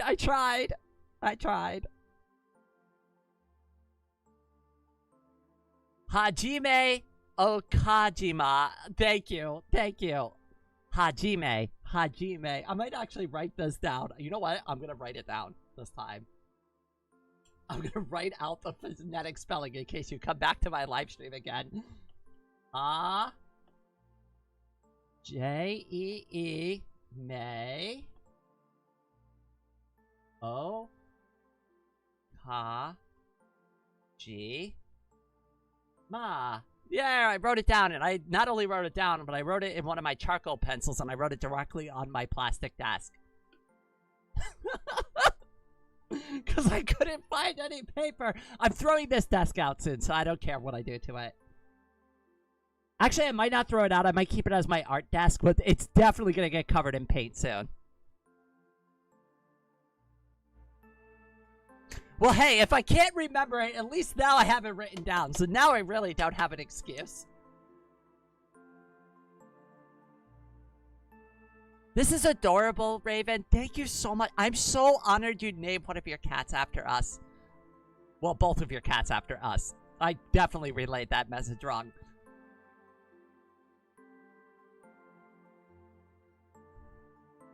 I'm gonna have to teach Rain a bit of Japanese. I know a little bit of Japanese, but I'm not gonna sit here and pretend I can speak it fluently.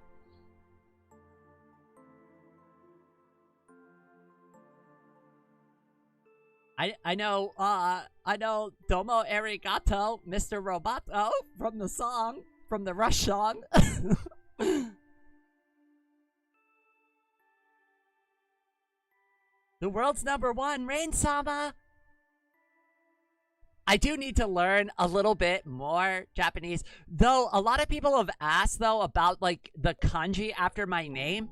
And they keep asking me, like, what's the pronunciation of that? I use the Chinese pronunciation for that. You.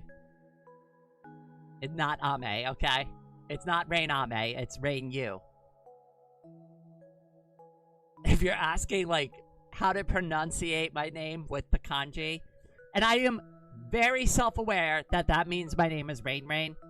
I am aware of that. I think it's adorable.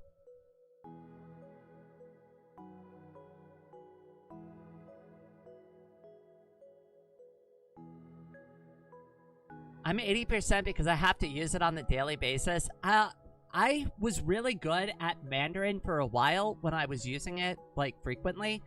I never became fluent in Mandarin, but I probably could have if I'd stayed living in Taiwan for a couple of years.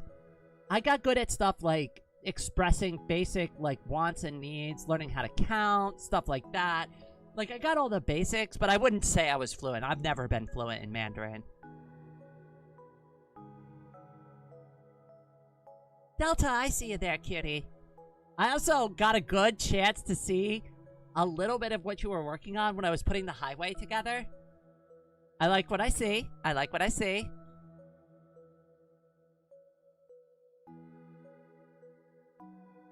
Reminder that the New York Police Department police is apparently a thing.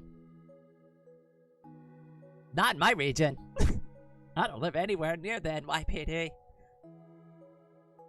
Like, hours and hours and hours away from the NYPD. That is, like, I've never interacted with them at all, ever.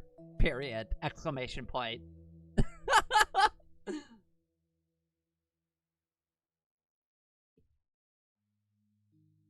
I don't think I've ever even spoken to an NYPD officer once in my life.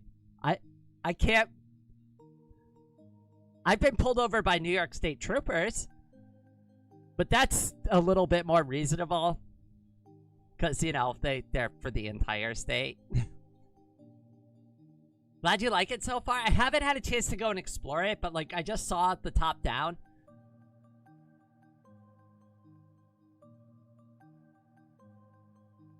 Rain Ame? Well, the other reason why is because, like, I have an Ame-chan plushie. She is Ame. I'm you. Okay? We can't both have the same name. That's ridiculous.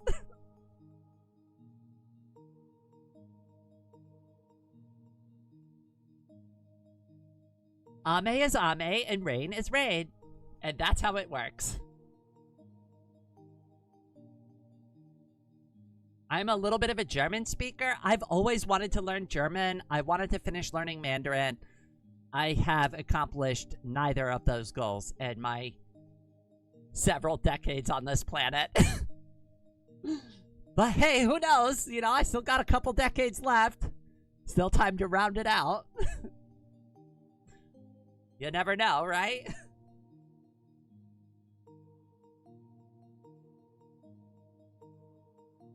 Wait, do you know there was a HoloLive VTuber named Ame, but she graduated? I was not aware of that.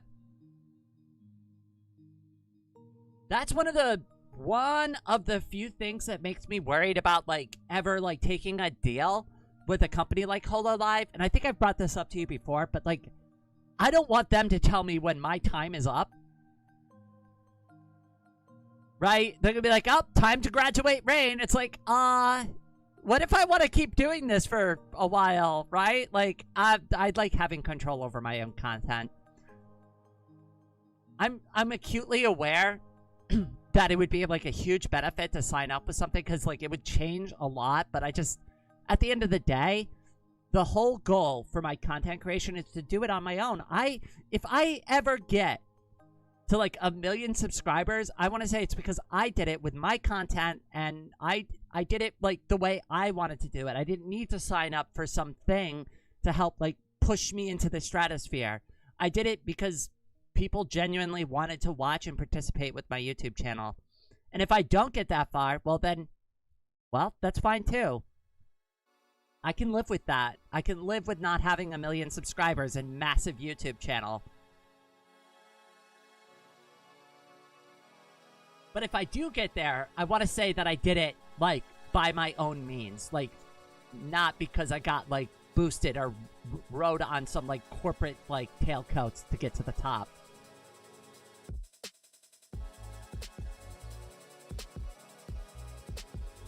And that's not to talk bad about anybody who makes a decision to sign up with, like, you know, some sort of, like, content creation thing, right? Like, there's reasons why people will sign up for those things, because it does help a lot, but I don't know. I've thought about it a lot. I can't ever see myself, like, doing something like that. And I don't know if the community will be happy with it, right? Because now I don't have a say in, like, the type of content I make. So, like, what happens when the community wants me to do something and then, like, the company that's controlling me is like, yeah, no, we're not doing that. F your fans. This is what's popular right now, so you're gonna do this, right? And I've seen enough videos to know that that can be true from time to time. It's not always true, but it has happened.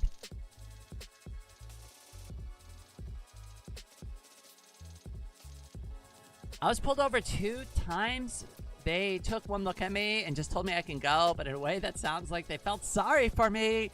Oh. I never get off of a ticket. I've never once got out of a ticket. I've always gotten a ticket every time I got pulled over.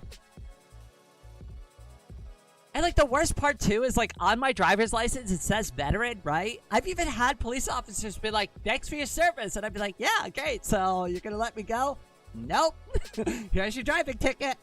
Here's your speeding ticket. Here's your parking on pavement ticket or whatever, like, minor driving infraction I did that deserved a ticket. And some of them were deserved. Like, to be fair to the police officer,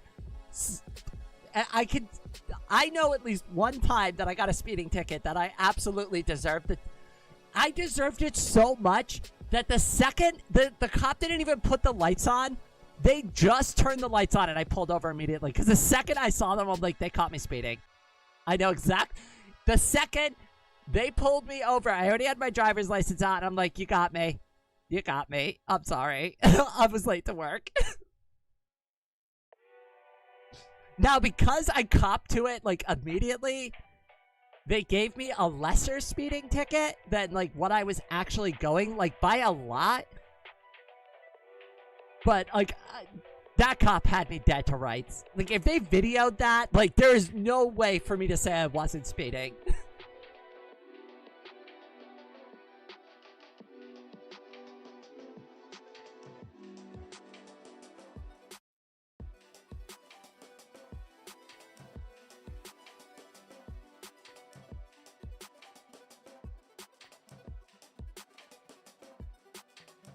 Question for American Rain. After staying here for a week, now, why the cops always pull me and my girlfriend over? We got pulled over 3 times. This is a what should be an illegal tactic, but yeah, unfortunately, the police do profile, and it's been happening more and more and more and more and more and more, and I don't like it, and I don't agree with it, and I don't think it should be a thing, but they do it. And to say it doesn't exist would just be disingenuous.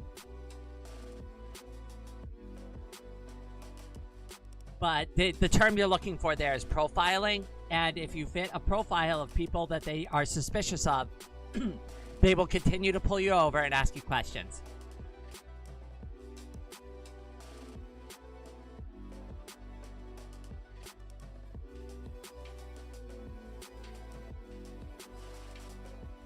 There's a lot of reasons why I didn't complete my criminal justice degree. The amount of crap that I discovered in the process of, like, obtaining that degree made me so, like, honestly, like, sick to my stomach. Like, modern policing sucks, especially in the United States. Oh, yeah, I do not like that at all. I am especially against all these, like, private security companies, like, putting up their, like, cameras everywhere and then selling the data that the police use to, like, they're also getting a copy of that data and they're selling it. It's just like, this is all bad news. Like, this is not, like, here's, like, what my standard is, right? The police need to observe what you're doing with their own eyes, okay? Cameras can help, right? But you should not be able to give somebody and just issue a ticket because the AI thinks you did. Have we not already paid attention to the amount of mistakes that AI can make? I'm sorry, but I think the human mind is more trustworthy than a stupid computer. I don't trust it. I don't trust it.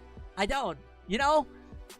Maybe the Star Trek computer, but even then, like, any computer is, like, capable. Like, they're not, like, real. They can't think on a human level. So I don't know. Like, I'm fine with cameras collecting evidence, but I shouldn't let the computer make a decision whether or not you broke the law. I feel like a human needs to be involved there, somewhere in the process.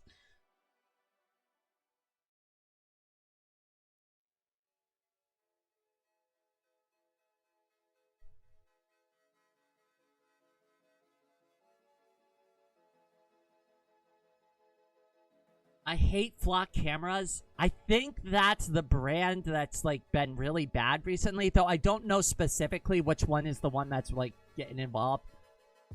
I want to say it was flock cameras. I could be wrong there and misremembering. Oh my goodness. Wow. Already 12 o'clock. I can't believe how many hours have gone by already. This is probably going to be a pretty good place to wrap up the live stream for today. Just so that everybody knows, I'll be streaming again tomorrow. We're going to be playing some more Vox Libre. We're going to be doing the TNT range stream for anybody who wants to participate in that. And I'll be going live about 9 a.m. Eastern Standard Time for anybody who wants to tune in. Before I go, I do like to say a very special thank you to everybody who's been so supportive. Your individual contributions are the reason that I can be here and why the content continues to improve over all this time. But with all of that out of the way, thank you all so much for joining this live stream. And I hope everyone out there has a wonderful day.